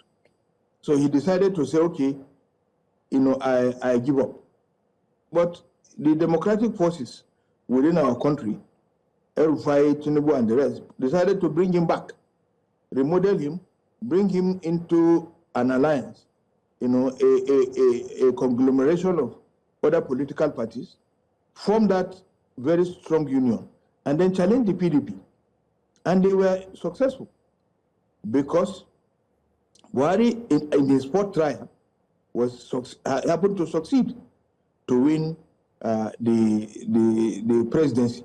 Now, taking a cue from that, Atiku has been on the ballot from 1999 to date 3 times. Once under the AC, and then twice under the PDP. Now, if you take a cue, with Buhari, the condition necessary for him to win will have been in 2023. But the votes of PDP were divided between Labour Party and PDP. Now, both of them are in the same party. So we are hoping that the votes will be concentrated, and that the incumbent will find it very difficult to be able to win the 2027 general election. And for you to say whether it is an ambition, personal, or whatever ambition it is consistent with our constitution. You have the right to have an ambition. You have the right to look for legitimate means to realize that ambition. There are equal opportunities for all. There is nobody who is greater than any other person. From any other tribe, from any other region, from any other, you can aspire to become the president of Nigeria. So it is not an offense. The thing about ambition is that it drives you. It drives you further, almost to the edge, because you're so, wrapped up in your ambition. You somewhat don't see the signs, right? Now he's in ADC with one of the individuals or several individuals who have who worked against him in the past, and one of them is El-Rufai, like you rightfully pointed out. I wonder what that would mean, for the future, for his future or his ambition in the future. But away from that, I'm going to pass the baton on to Messina. Oh, I thought you were going to. I wanted you to land by asking exactly with that. Yeah. I think I know what you're trying to say, but finish it up, please. It's interesting. Okay, so again, very unlikely bedfellows that we're seeing here, very unlikely fellows. In this ambition of becoming president, he has now gone into alliance with El-Rufai as well as Dino Melaye as well. And so he begs to ask the question, what would it look like for Atiku Abubakar in 2027? You see, El-Rufai has prides himself as somebody who has never joined any other coalition or any situation and has lost. For every place he has joined, he has always won. So he believes that coming together with Atiku, they have a chance of winning. Now, the issue is not even about whether they are straight-based. Politics is dynamic. Mm-hmm. Those people you believe that are straight-based fellows can come together because other factors can join them together, and that is what we call alignment and realignment. People of the same pedigree, the same mindset, the same ambition, the same passion for Nigeria, the same patriotism, can come together and say, okay, no, enough is enough. What is happening now is not good for the country. But Mr. Sani, let us all come together and reshape it. Mr. Sani, so let's look at the implications for the PDP now. I'd like Mr. Shomi's take on this one. Mr. Shomi, now let's note that Mr. Sani has also told that this is a repeated occurrence when it comes to Atiku Abubakar. He's left the party from before. He's also come back. And it seemed like from what he said, the PDP was expecting him back to come strengthen the party, and that didn't seem to work. So it's like there is a position for Atiku Abubakar inside of the PDP, and it seems to always still be there. So the question now is, if his ambition, like Judith puts it, in the ADC doesn't work out, is that position still waiting for him in the, at the PDP? Are they weakened by his resignation at the PDP since he is seen as an icon for the party? And like Judith asked, when it's time to come back, how does that affect the perception of the people for the PDP? Mr. Shomi, please. Yes, I mean, it's quite clear that Atiku, like Mr. Sonny actually got it right, that it's about his own personal ambition, and constitutionally, he has a right. There is nobody's against that. Yeah, but my question, Mr. Shomi, is the effect on the PDP. Does it weaken the PDP that he resigned from that party to join another party? And would they take him back as they often did? That's exactly where I'm going. Okay. If you look at the way Amana, he left the PDP this time around, he left the PDP in the middle of a crisis. It's quite totally different from the past. He started the departure from one party to the other. This time around, this is when leadership is required from Atiku. And don't forget, he has a history of after losing an election, leaving the country, going to stay in Dubai, leaving the party, for others to build.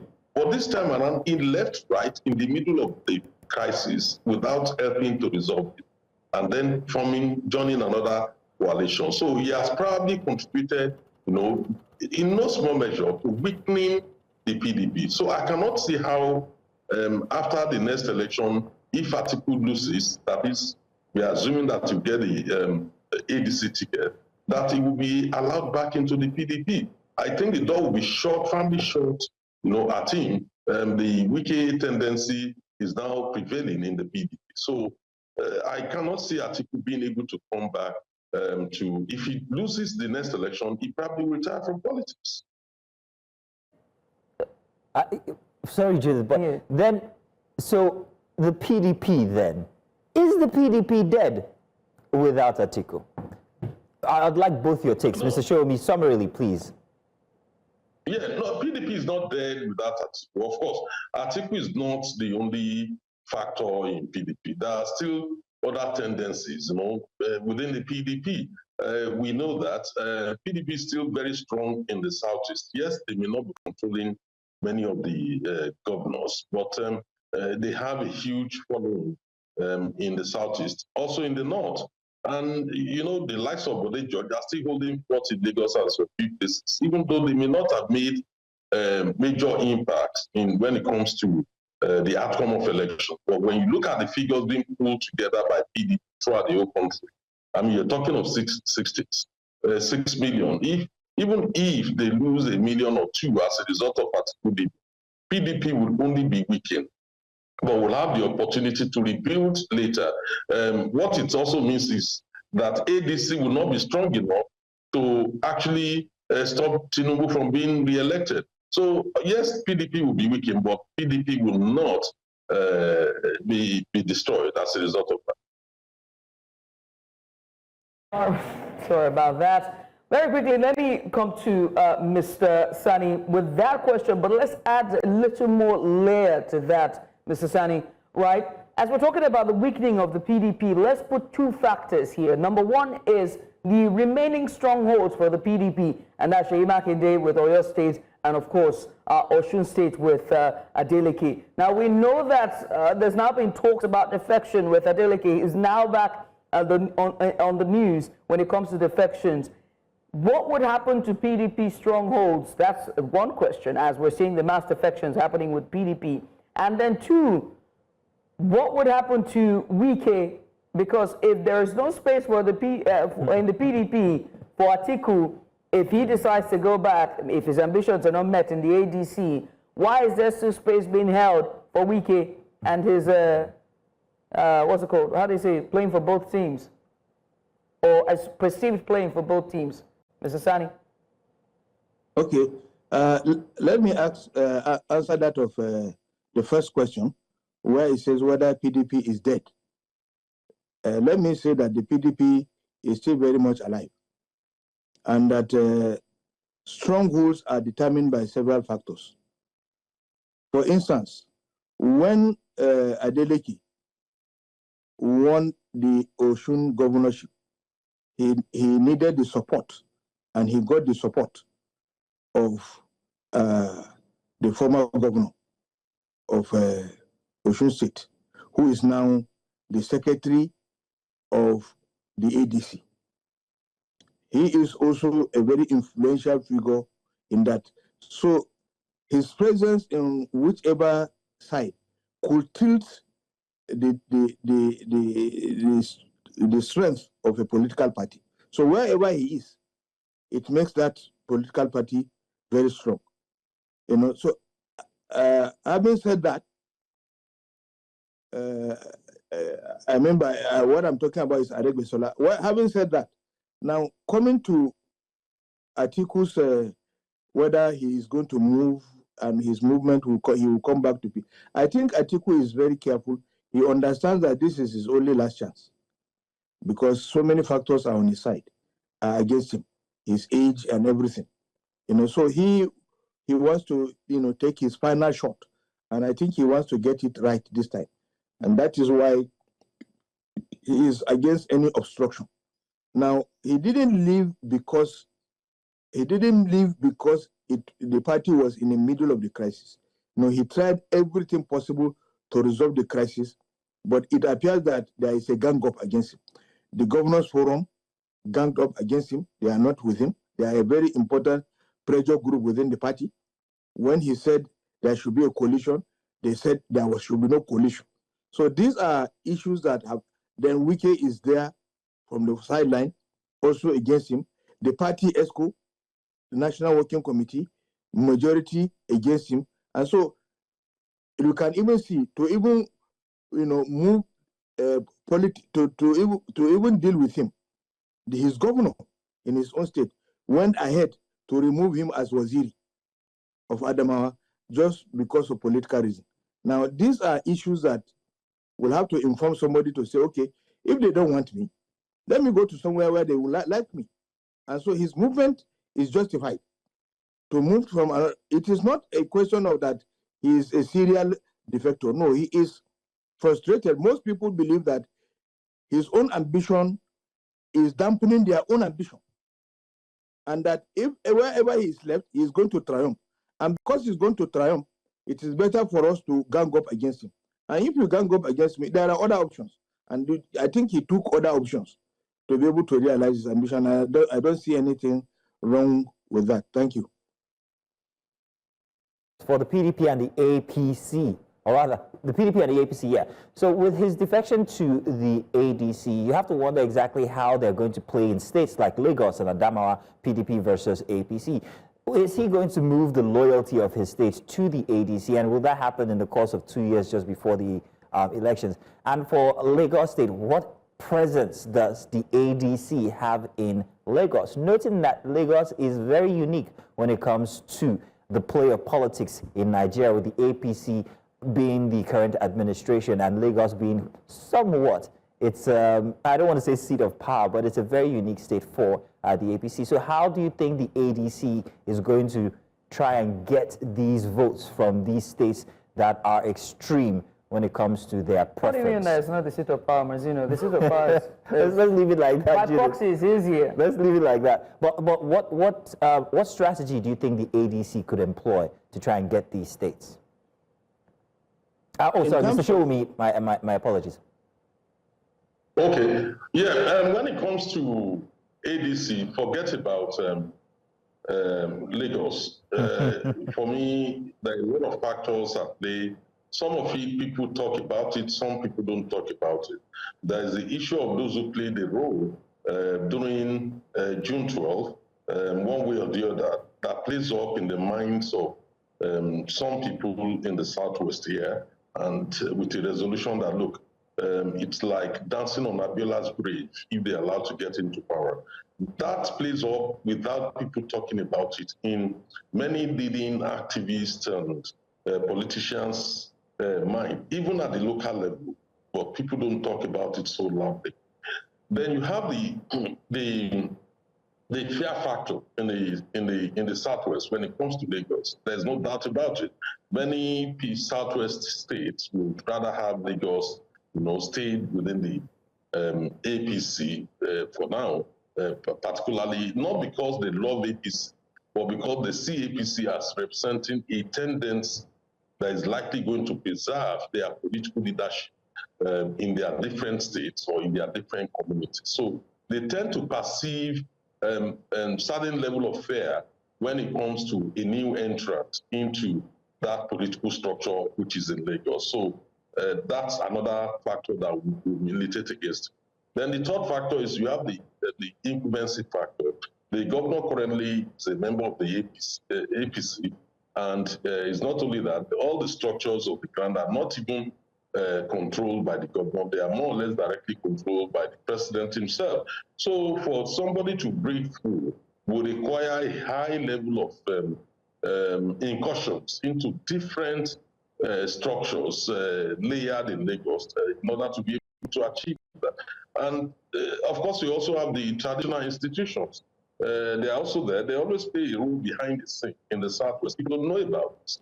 The traditional institutions, whether I'm not referring to the Obas, the kings and the palaces, I'm also referring to different fraternities within the Yoruba culture. You see people play a role one way or the other. They all play the role behind the scene, mobilizing their members and ensuring the victory of whichever tendency they think is in their interest. And that was what Jonathan realized, that it was Jonathan that first realized that when he tried to get elected for a second term and try to move into that sector and see whether I could exploit it. But till now, the sector remains solid, and that is also one of the reasons why it is difficult for any opposition party, to take over Lagos. For instance, one of the opposition, those who contested for the last governorship election in 2023, about 2 years ago, I went to see a friend, and surprisingly, I met him in his place with some traditionalists who was actually trying to get their blessings and moving behind the scene. And This is somebody who some allege, came from a different part of the country. So there are a lot of things that happen in Lagos that people don't talk about it. What you see is the result. Except you are able to break those strangleholds, those traditional structures, it's always going to be very, very difficult to change the fortune of Tinubu-led APC in Lagos. All right, Mr. Shomi, let's ask Mr. Sani his take on the Adamawa instance now as ADP tries to, gather votes from there, noting it's a PDP state currently. Mr. Sani. Yes, you see, we have to really understand and appreciate that within the Nigerian political context, the individuals play a very important role. Where they are naturally tilts a particular state, or a particular demography, or a particular set of electorates to that particular area. Now, in 2023, Lagos was a no-go area, and we felt that because Tinubu came from Lagos, there was no way that anybody could have won Lagos. But Peter Obi did the unthinkable. He went to Lagos, and he defeated Tinubu in Lagos. That's a feat that cannot be washed away, because you can't wish it away because it has happened. That's Tinubu's greatest stronghold. Now, Atiku Abubakar, his stronghold is Adamawa. He wins most times, except for once, where Buhari defeated him. And like I will always say, is that the impediment to Atiku's progress politically is Buhari, because Buhari has taken all the chunk where Atiku ought to be shining. Mm-hmm. So now Atiku is now, at a level playing, because there is nobody who is not going to be his encumbrance or impediment, like a Buhari now. So Adamawa State, you can see people have started moving to Adamawa State. You can see Benani has now decided to quit APC to join ADC.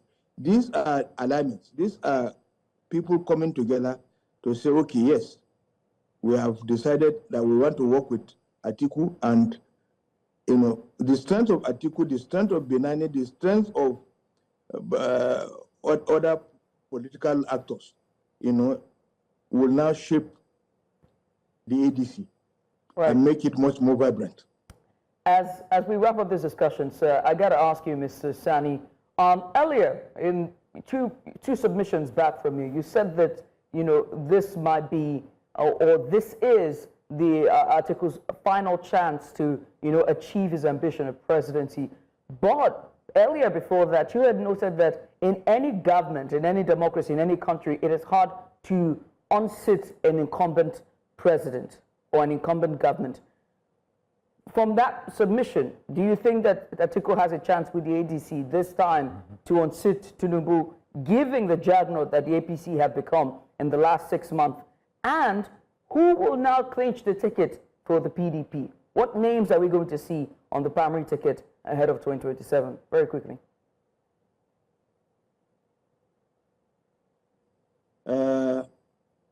If one feat has been achieved previously, it does not preclude that it cannot be achieved again.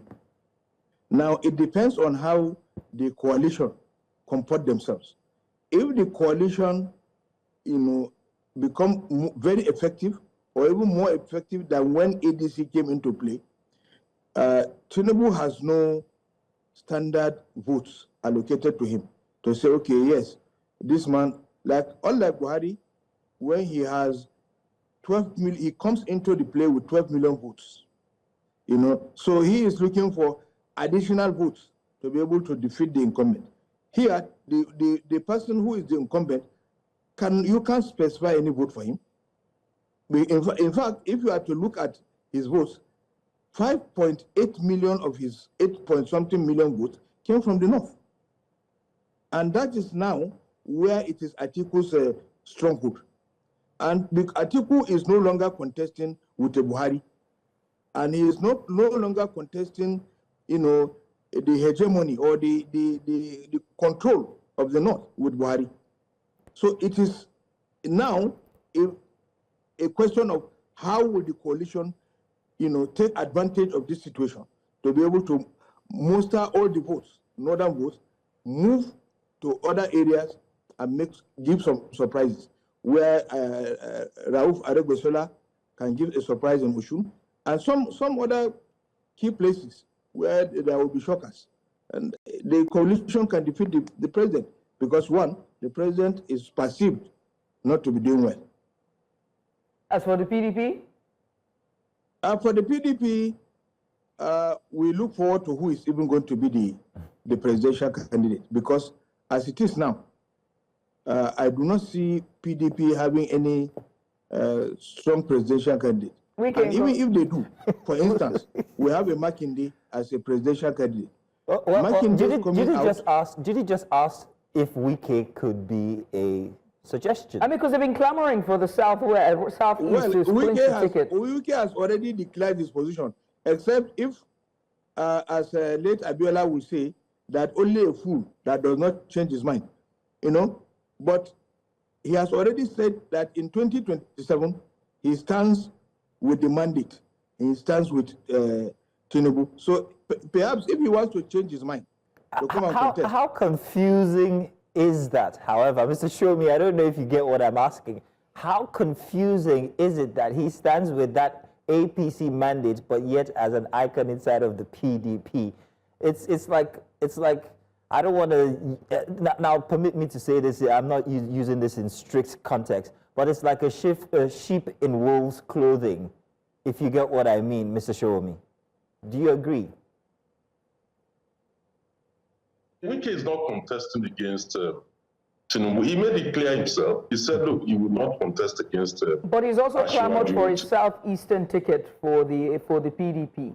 He believes that the zoning should go to the southeast. In a rare occurrence, in let's say very rare. Yes, he has actually changed his own mind too, because if you remember, Wike was actually complaining about being deprived PDP ticket by Atiku.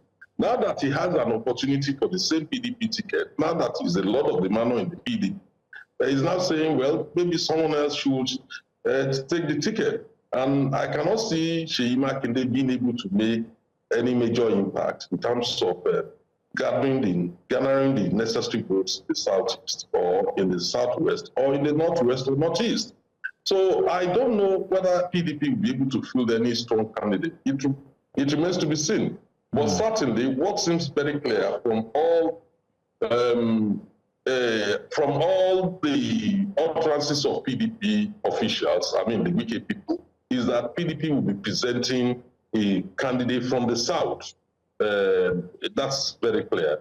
It made that very interesting because you now have Atiku coming in, and there are also other people within in the north who felt that if an Atiku emerges as the president, it will affect their own chances of having an opportunity, by 2031. So there are a lot of permutations, all in the air. No one is very clear about where they're going. There's also the issue of whether Obi will remain in PDP, because I cannot see a situation where Obi will stay in PDP when in reality Atiku will be the presidential candidate.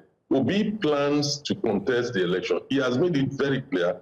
He even went as far as promising to use only one term so that the consideration for the turn-by-turn Nigerian Limited will not be affected. So he has made it very clear. Many Obedients have made it very clear that they cannot see Obi becoming the vice presidential candidate to Atiku. So what will happen there, we still don't know. There's the issue of those who have gone to court challenging, the ADC takeover by the Atiku people that's actually against their constitution.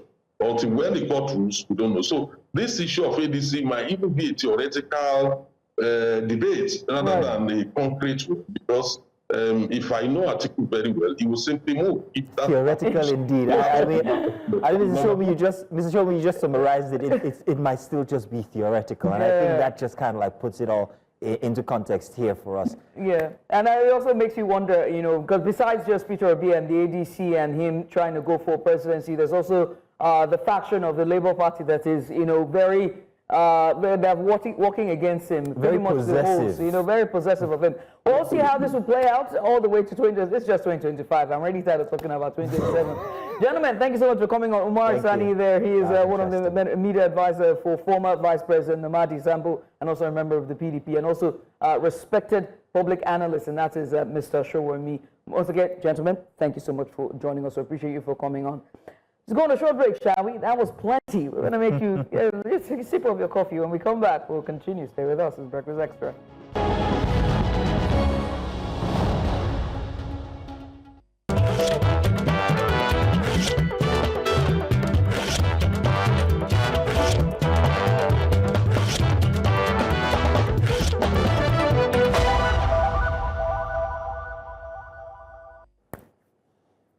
And it's time for the strips. Lagos, Nigeria, the world, welcome. Every weekend we take time out to give you a bit of art in form of, well, editorials, the news. It's art kind of like giving you a soft landing on the hard-hitting facts about the news in Nigeria. We've got a couple here today that we're going to be highlighting. And of course, Judith will be joining me in while giving you our takes on them. Let's already start. Judith, you ready? Mm-hmm. Grand. Okay, so let's already start with our very first one. Our very first one, if I'm not mistaken, is from the Daily Trust newspaper. And of course, we all heard what happened at about this time last week. Father-daughter. I wonder if these guys have a name. This is Bulama again, once again. And he's got this running thing with these two characters here, father-daughter. I'm sad, Dad. Oh, I know, I'm sad too. Buhari, end of an era.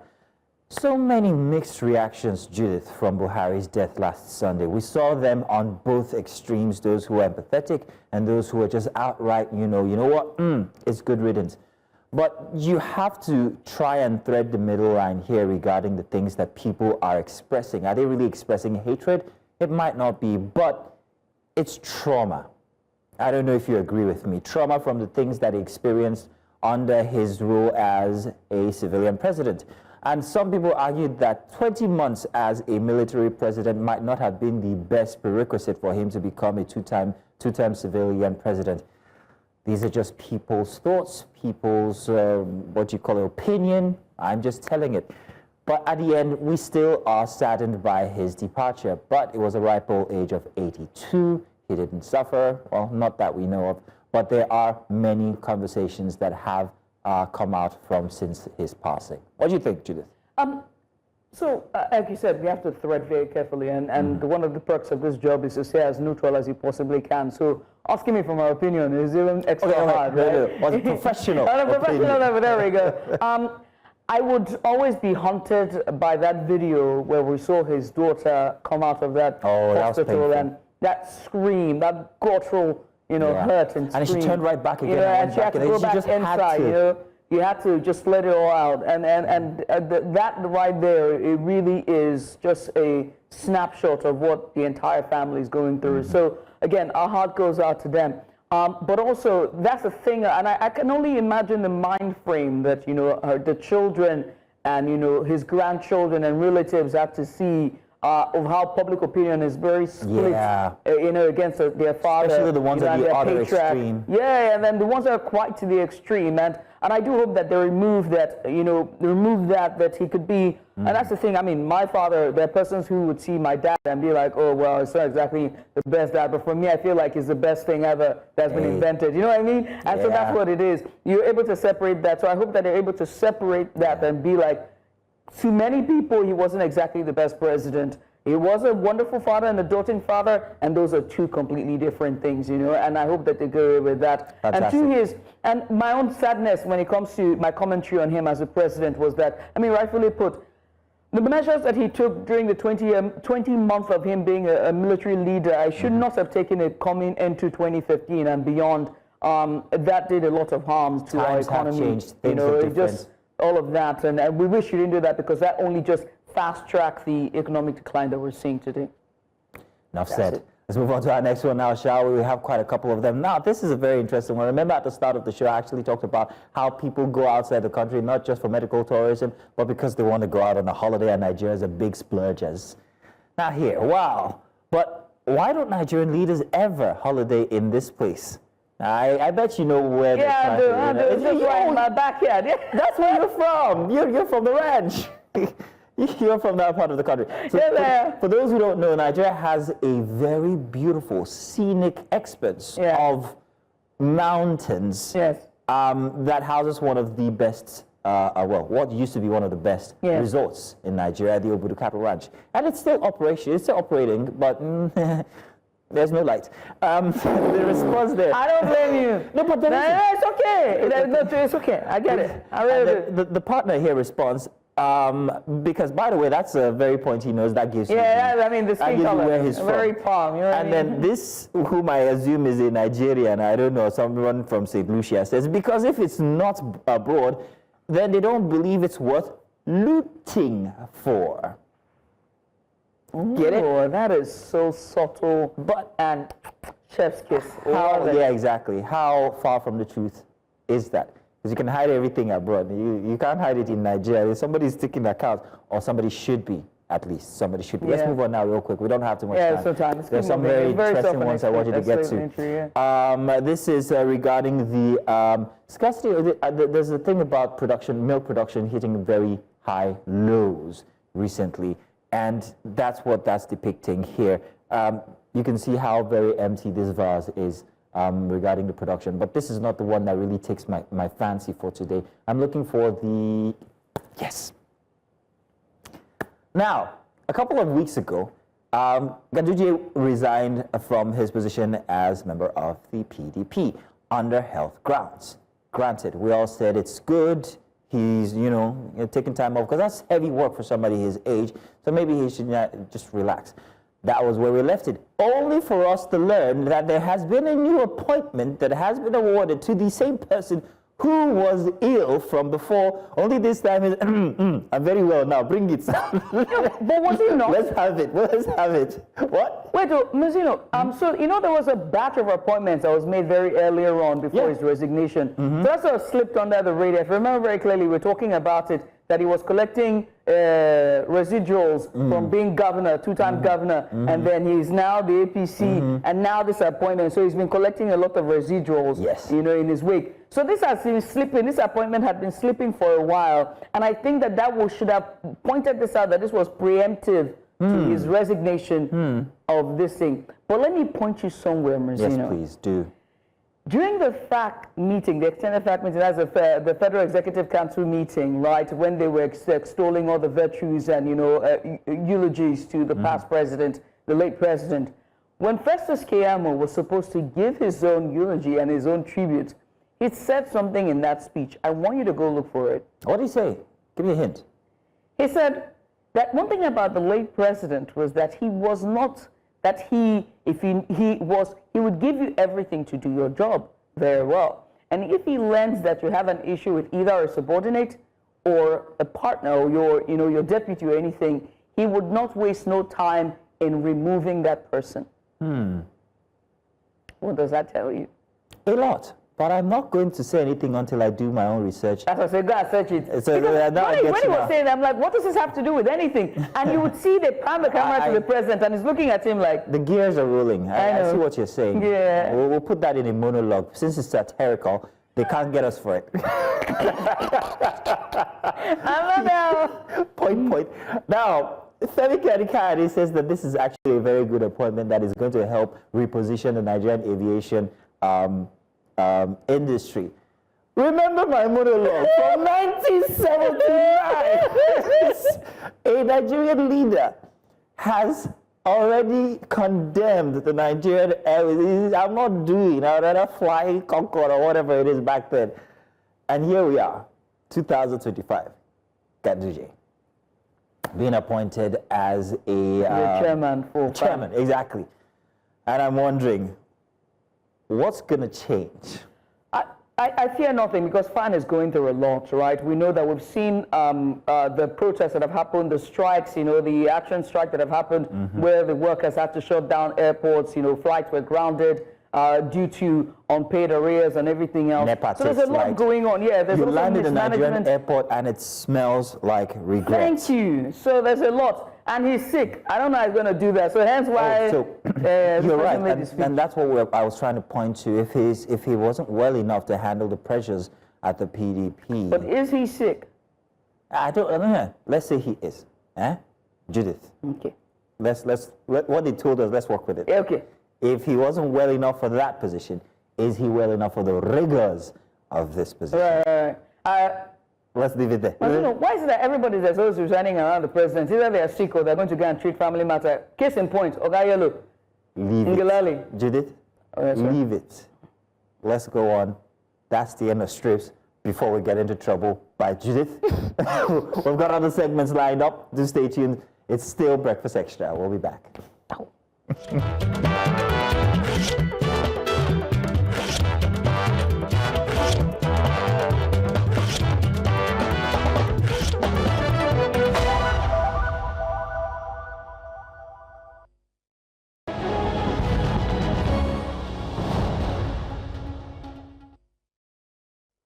And you're welcome back. It's time for us to bring you breakfast headlines here on Breakfast Extra. I am Judith, TB. And we'll begin with politics as the All Progressives Congress has lashed out at the African Democratic Congress, ADC, for attacking the state burial of former President Muhammadu Buhari. The ADC had accused the Tinubu-led government of using the event for political gain. Responding, APC spokesperson Felix Moka called the remarks shameless, spiteful, and inhumane, accusing the opposition of lacking empathy and national decency. Moka praised Tinubu for showing leadership and compassion in honoring a friend, associate, and national figure. The APC said the ADC's statement was a disgraceful attempt to politicize grief and disrespect a grieving family during a moment of national mourning. Still on politics, the Labour Party caucus in the House of Representatives has condemned comments made by Monday Okpolo, governor of Edo State, regarding the safety of Peter Obi, the party's presidential candidate in the 2023 general elections. Okpolo, during a public event on Friday, warned that Obi must not visit Edo without prior security clearance, alleging that violence followed the Labour Party leader's last visit to the state. A statement on Saturday by Afam Ogeni, leader of the Labour Party caucus, described Okpolo's remarks as uncivil, unconstitutional, and unbecoming of a public official. Ogene noted that Obi, like every Nigerian citizen, is entitled to move freely across the country without fear of intimidation, violence, or political persecution. Former Minister of Works and Housing, Babatunde Fashola, says it would be unrealistic to expect the local governments in Nigeria to function independently under the current constitution. Fashola's position appears to be in contrast to the July 11, 2024 Supreme Court ruling mandating the federal government to henceforth pay allocations directly to local government councils from the Federation account. Fashola explained that state houses of assembly make laws for local governments, which amounts to an external influence that contradicts the idea of autonomy. Fashola acknowledged that before 1999, local governments received payments directly from the Federation account, but argued that officials of the local governments neglected their duties, leaving backlogs of unpaid salaries for governors like him at the time. And away from Nigeria now, where two East African activists have sued Tanzania and at the East African Court of Justice, alleging abduction, torture, and sexual abuse by police in Dar es Salaam. Now, Kenya Boniface Wangi and Ugandan Agatha Atuhuri were arrested in May while attending the treason trial of opposition leader Tundu Lusi. They claim that they were tortured, sexually assaulted, and unlawfully deported. The case, filed with support from 7 others, also accuses Kenya and Uganda of failing to protect their citizens. Now, residents of Goma has expressed relief after a ceasefire was signed between the Rwandan-backed M23 armed group and DR Congo. After months of deadly clashes and displacement, the agreement is seen as a crucial step toward restoring stability in the eastern region. Local residents voice hopes of many, urging both sides to prioritize unity over division. And that's all we can take on Breakfast Headlines. Join us at noon for the full bulletin. In the meantime, it's back to Breakfast Extra. I am Judith at TV. Stay with us.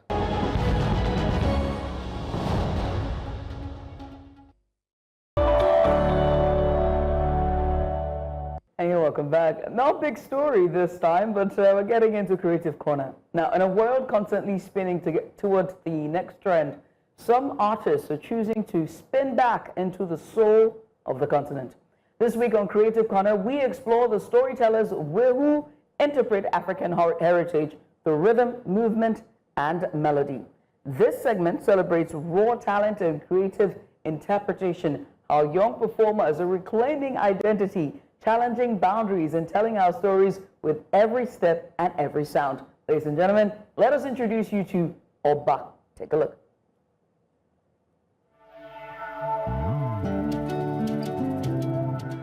My name is Olatunde Obajeon. I'm popularly, known and called as Oba. I'm a musician primarily.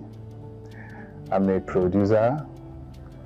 I'm a filmmaker, and I do a lot of multimedia stuff, And I'm also the creative director and CEO of a newly built record studio.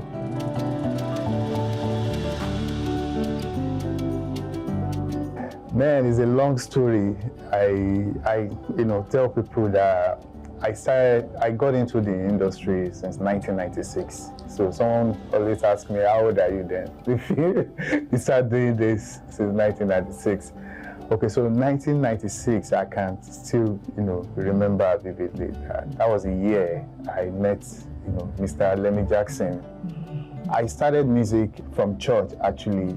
I was part of the choir. I moved from being part of the choir, the singer, to playing the drum, because that was when the church bought the drums, so who was going to play it? So I volunteered to learn the drums. So I started playing the drum. So after a while, I moved away from the drum. They got us a choir master then who taught us how to sight read and learn proper, music theory. So I jumped, to that, and I learned that also. So I moved from, I graduated from being a drummer to a pianist, because being a pianist then in First African Church is like, you are like on top of your game. So I graduated from being a drummer to a pianist. Then, so I was on that for a long time until something happened, and I moved away from that setting, and I found guitar. So since then I've stuck with the guitar. So when I found guitar, I realized that I kind of find it easy to express myself more with the guitar. So and I've been playing guitar since. So guitar is kind of my major instrument, but I play other instruments too. So that was how I really got into into music proper. So then, one thing led to another, started playing gigs, play with different bands, Then 1996, I met Mr. Lemmy Jackson accidentally, and I learned the art of, studio engineering and audio engineering from him. From there, I started producing people, artists, and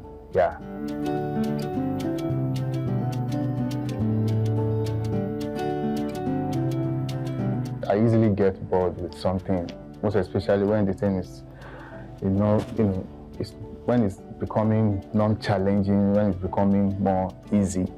And because I don't want to do trend, I don't want to do Afrobeat, I don't want to do, okay, this is the kind of music that is reigning now. So I was just looking for a unique way to do what I, like to do.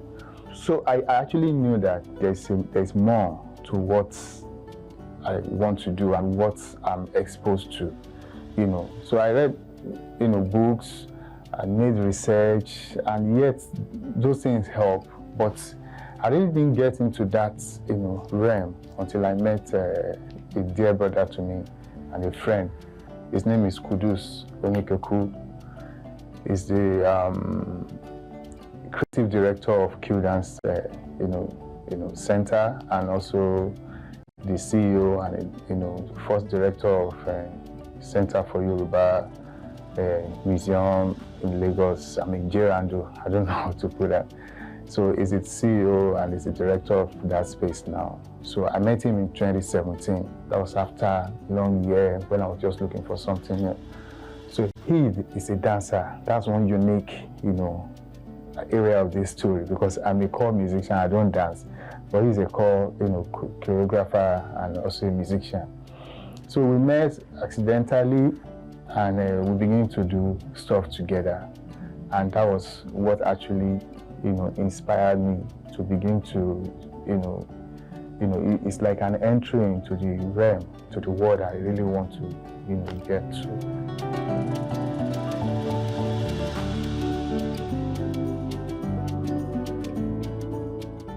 I, collaborate on most of the biggest international stage all over the world, and so my collaboration is didn't just involve around musician alone.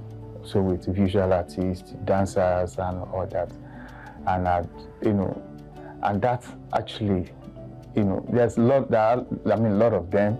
And there's one is I can't really remember. It is the 57th Nigeria Biennale at Venice in Italy, where I perform alongside with Keziah Jones and Kudus Onikepo himself.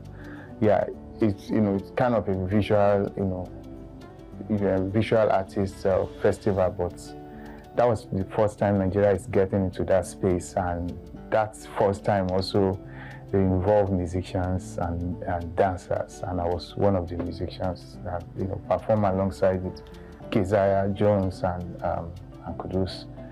And yeah, there's a lot of them, but I can't really begin to go into to them one after the other.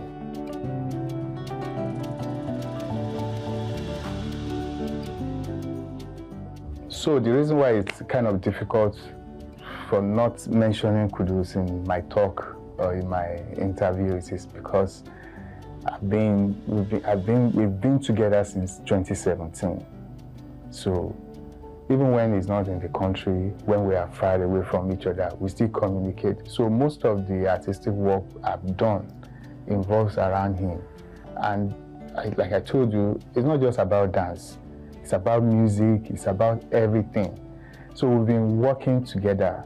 So I cannot talk about myself or my growth within a decade without mentioning him. So it's really not easy not to, mention, Kudus as a partner and as a collaborator. Yeah. So working around him, it's like I told you, it opened my eyes into so many things. And, so one of the experiences when we were working on reincarnation, so he told me that this project, I only want one musician. And I have like 10 dancers on stage. And we're going to create something very, very massive. And it's just going to be you as one musician. So you know how challenging that is? I have to bring an orchestra on stage, and I have to perform as a one-man artist, one-man musician for something that sounds like an orchestra. Of course, because of my experience in production and all that, I was able to pull that through. But it was also a moment where I saw my sound in a different way, because other people embodied the sound and they give a visual element to it. So to see it in that form, something that's really was really interesting for me to see.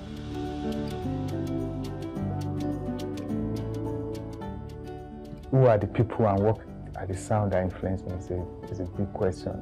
Because number one, I would say I influence myself. It's tricky, right? Now, I've listened to so many artists, So at some point in my life, what I'm doing, what I'm doing at some point in my life is influenced by something, which I have to, because I also look for a new meaning to anything that influenced me.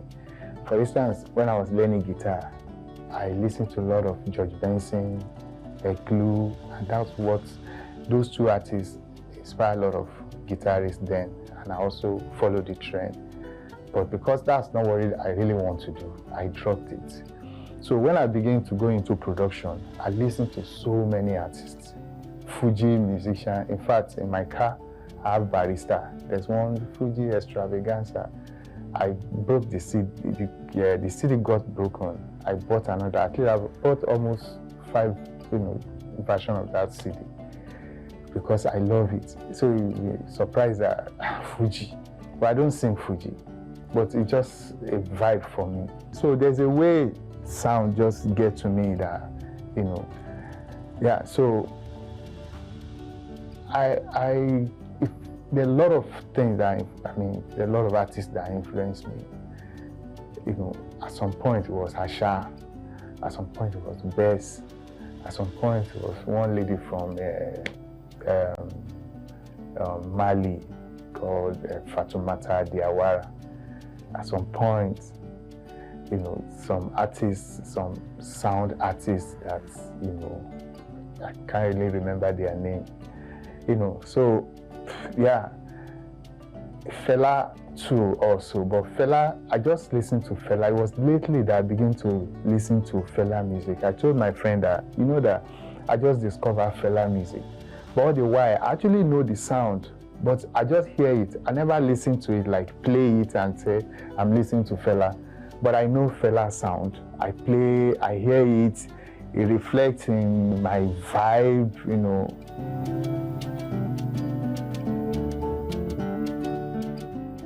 Okay, in Nigeria now, I would love to collaborate with Braimo, yeah, and also, Ibrahim Malouf is a trumpeter in, I think he's in France also. I think he lives in France. And Fatoumata Diawara, she's from Mali. I think she's based in Canada or US or so. And yeah, those 3 people for now.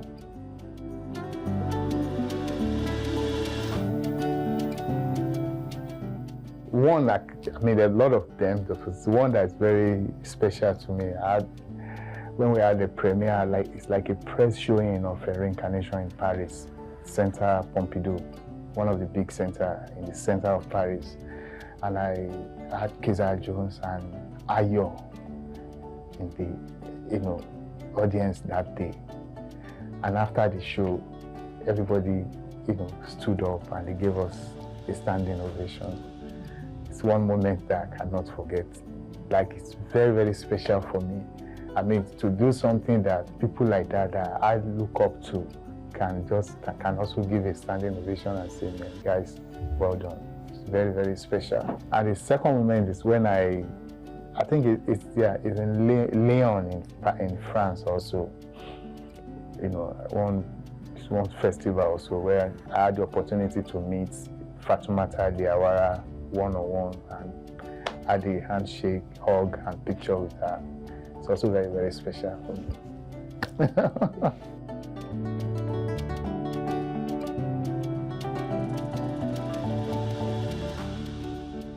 Music has been there. Music has been part of this society in a long time, even before I was born. In the days of Ogunde, Sonny Ade, Ebenezer Obey, Sashina Peter, all those guys, Aruna Ishola. If you really dive into the music history of this country, you see that there has been a history of people and there have been trends. At some point, it was all those Sonny Ade, Ebenezer Obey that was reigning everywhere, you see. So people actually live with that also. So this is not what is happening in the music industry. It's not new. It's not like something that had not happened to us before. Had different people. if I begin to trend now, it doesn't mean that it's just something that at some point, you know, what we listen to now in coming years will actually sound, you know, the way we see the other older musicians. People at that age will also see us like, okay, this is quite old and all that.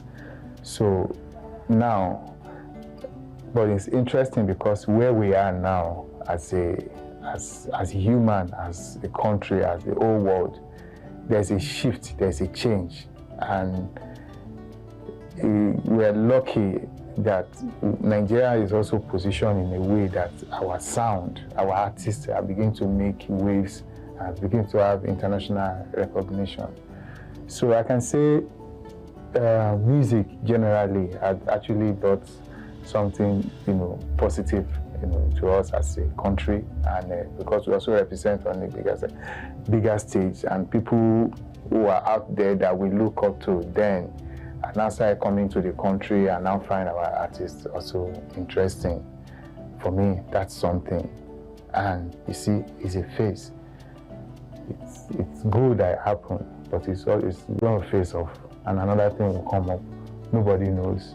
Now that AI is also producing people now, who knows that, maybe in the coming years, there will not be artists again. I mean, I'm not saying that. I know that it's difficult, it's going to be difficult to eradicate human, but she also have at the back of her mind that there's a revolution, there's something new that comes every time.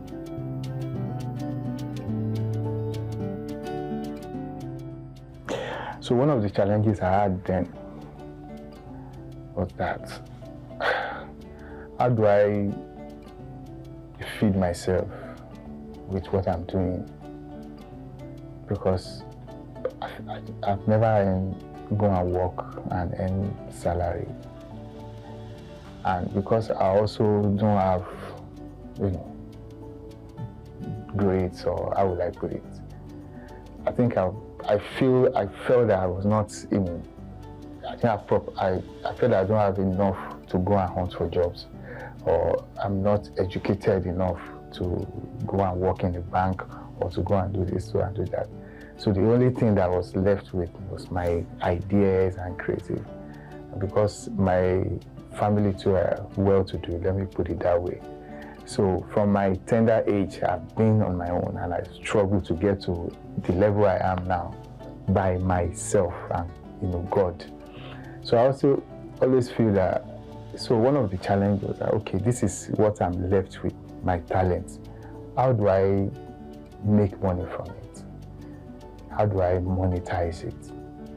You know, how do I, so I'm also I'm not a businessman. I don't know how to canvas people to buy something, or so I just feel, and you know, these days you need to, you know, to have mouth. Some people sell things with their mouths, you know, bad things, they just sell it. Well, I'm not good at that, you know. So that was one of the challenges I had. Like, okay, how do I make money? But you see, how I was able to get out of that was that later I realized that it is when you do it and you do it proper, that is when it becomes something. So if you don't pay proper attention to it, or do it the proper way, or make it unique, that no other person can do it better than you, you cannot make money from it. So that was the turning point for me, when I realized that it has to be excellent. Then once it's excellent, once it's very good, then people will come to you.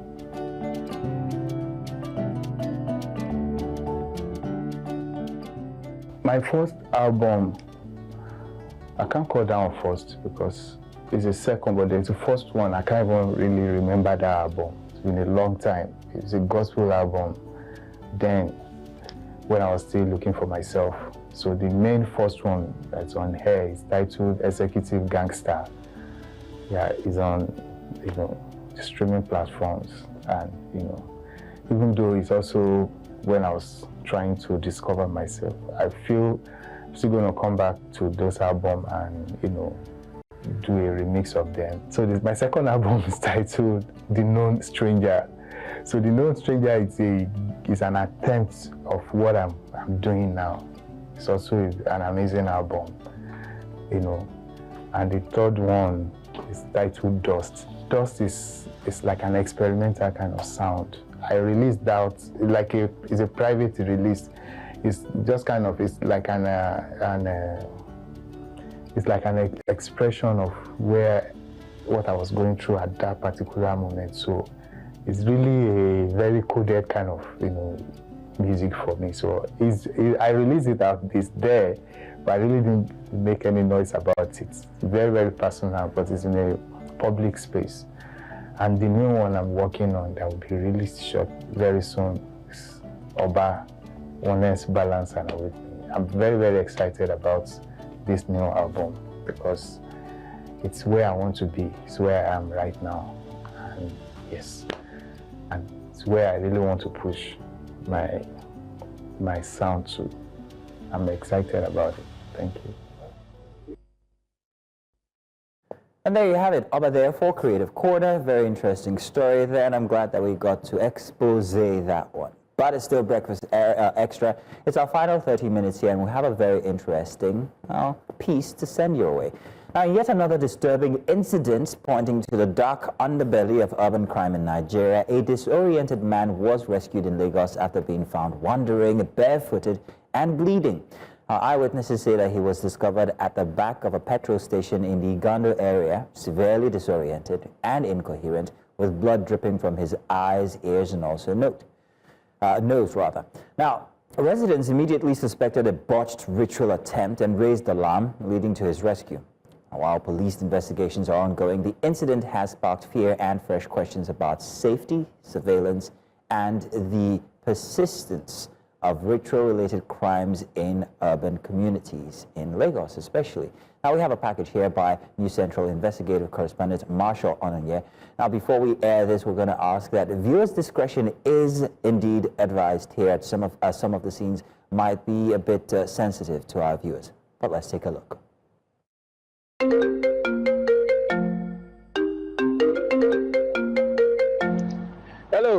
Hello, Mr. Marshall.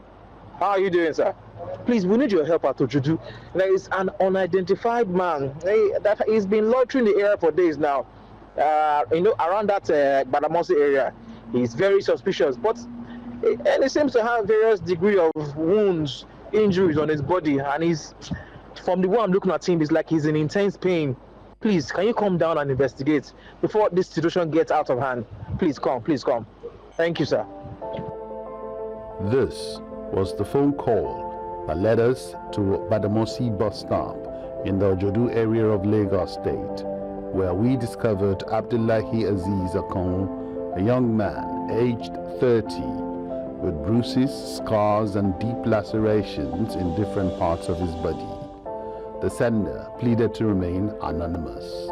At the first sight, anyone can mistake Aziz for a mentally derailed man, but when he first spoke, we knew there was more to Aziz.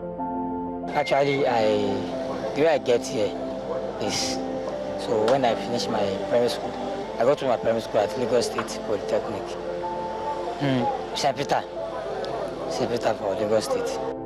He tells a story of how he was molested, forced and subjected into some fetish practice in the house of his guardian, whom we learned as a traditional ruler somewhere in Ikorodu, Lagos State. I got the opportunity that here at Ikorodu is a king at Egben Kingdom land where the electricity was founded. Abiola Akim Adeoriyomi Oba Oyewo. So, and his wife said that, boy, very nice to me. Will you able to live with me? Like, I have not given birth. So I will take care of you. Then I will send you to school. I told my parents, yes, I found someone today who wanted to sponsor me to school. He said if I can live with her.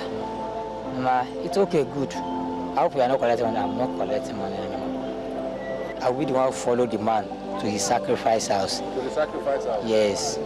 So the man will still be in his bed, on our bed, sleeping sometimes, even including the man before he can eat or talk to anyone. So I have to put it at a pap. She have a magic powder that I should put it on it. So I'm not concerned. There's like a programming. I don't know how the bad magic power they were powerful. So when his wife traveled to USA, he's an American citizen, he should give me trouble. There was a lesson that I have to call for my parents to send money. So there was really arguing.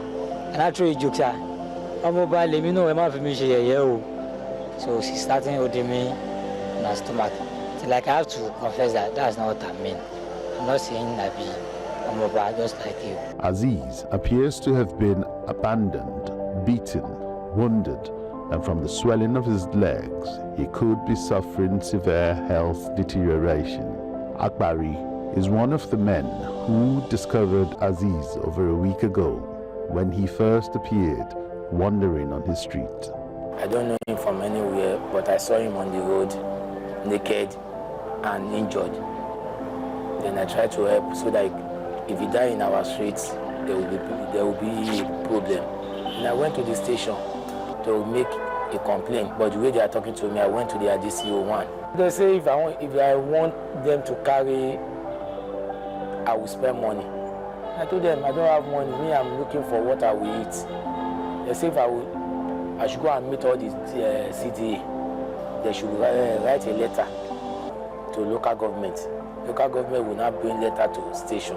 We asked if he had a phone, but he said his phone was taken away from him by the individuals who did this to him. Then we asked for his number or the number of anyone we could call on his behalf, but he could only remember a phone number which he said belonged to him. At the office, we were able to dig into the number provided, revealing his national identification, and found Abdullahi Aziz was saying the truth about his name, residence in Kwara State, and the phone number truly registered to him. Having earlier mentioned he was too weak from going without food for days, we got him some fruits and a plate of food with a promise to look into the information he had provided with a view to getting him off the streets and hopefully reunited with his family. I went to local government to report. They said that it's only dead body that eight people carry. That's what they told me there.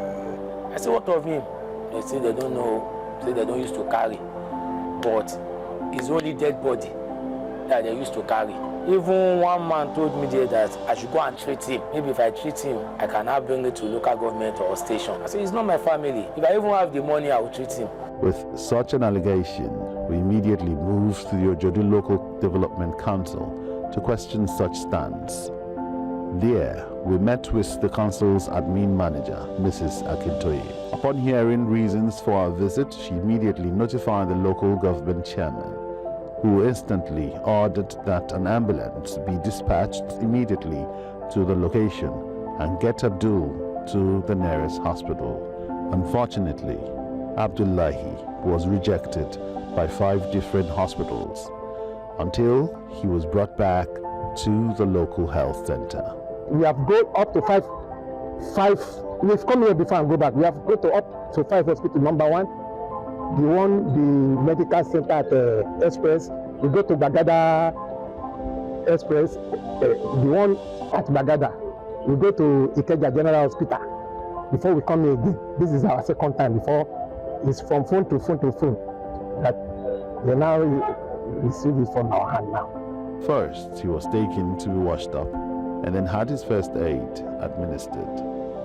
He has since been receiving medical examination and treatment under the supervision of the leadership of the Ojodu Local Council Development Area. Chairman already sent his message that we should do anything that will help him, that is ready to foot the bill, any amount that we should just take care of him for him to survive. I know the chairman is always taking care of people, so he takes care of the community, we do something about it, something reasonable.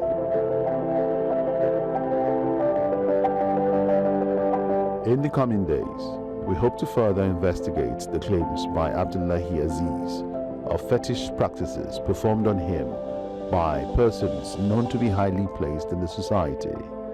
We also hope to locate his family, whom he has said are in Kwara State. In the meantime, the executive of Ojodu Local Council Development Area has promised not to relent relent in seeing that he gets adequate medical treatment.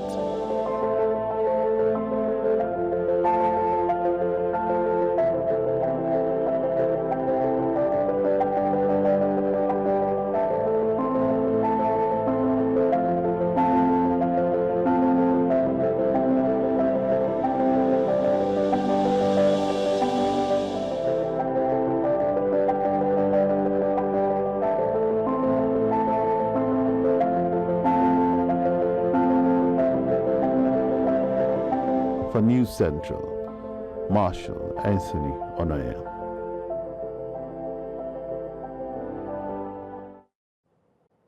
And that report was brought to you by Marshall Anthony Onoye there, and just adds a chilling dimension to the rising insecurity in urban Lagos.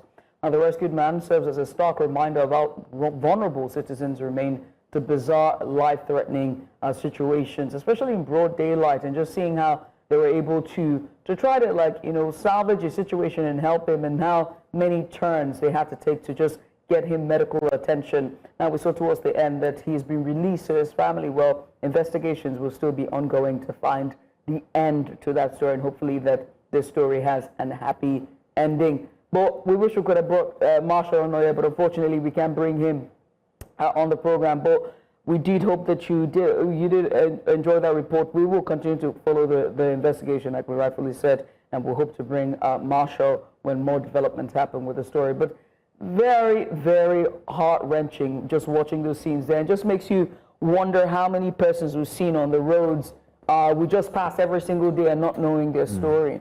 And just, it's just absolutely sad. True. Gives you a different dimension to considering these folk. We're going to go on a short break now. Hopefully when we get back, we'll have another conversation, maybe even still on this one. We'll be back.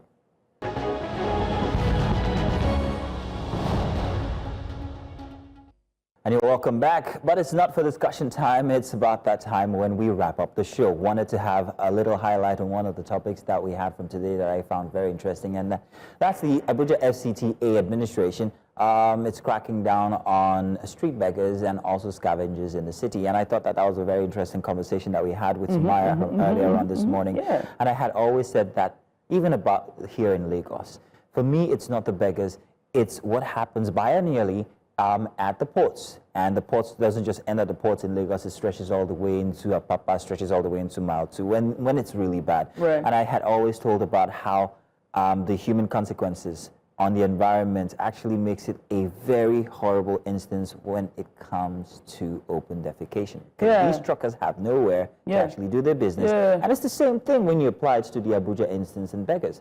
If there are no facilities like open or public toilets, you can imagine what now happens. I love Abuja. I go there very often, and I can tell you instances when it's been, I don't like the bottom of my soles. Let me just put it that way. Now, only just now I'm beginning to see exactly how that is, or how that comes to be. Note, I had a different opinion from yesterday or rather from last week when we heard about the crackdown on street beggars, because for me, I felt that's very not empathetic of the FCTA. What are these people going to do? Are you making arrangements for them? Why are you taking them off the streets? But now there are security implications. There are also environmental implications. And if we didn't have Sumaya here with us to give us her own experience of how she gathered this story, I don't think I would have seen that perspective. So it's for me, that was actually our... Yeah. I mean, very salient points that you raised. But I mean, more importantly for me is just the women and children that we saw there as well. It tags at your heartstrings when you see those children. To me, I draw the line when it comes to children, the innocence of a child. This is the future of Nigeria. As much as this is the only life that they know, I wish that as we are taking them off the street and putting into consideration visual pollution and, the environmental degradation and insecurity and all of that, there's also measures that are being taken to sort of, whether it's their education, whether it's their health, whether it's housing, whether it's motherless babies, whatever it is, where you just that is being considered. And that's how I see it for me, you know? Yeah. Yeah. So this would be the end of the show for Breakfast Extra this weekend, but of course we'll be back here again 8 a.m. on Saturday morning. Somewhere inside of the week you'll find us, perhaps. You know, definitely you will. Yeah. In any case, for tomorrow is Breakfast Central. Oh, yes, indeed. A trio is going to be with you, and that's Olive, and of course, Benga, and lastly, Joe. They're going to be with you on the program. Olive had this thing on her Instagram where they were standing under the signboard, you know, the sign, the big one, the billboard with them under it. And they almost got ran over by a car. I was going to say, how did they manage with the traffic? They were just being silly, but it was fun to see. Up in lights, big Olive, nice. Benga and Joe.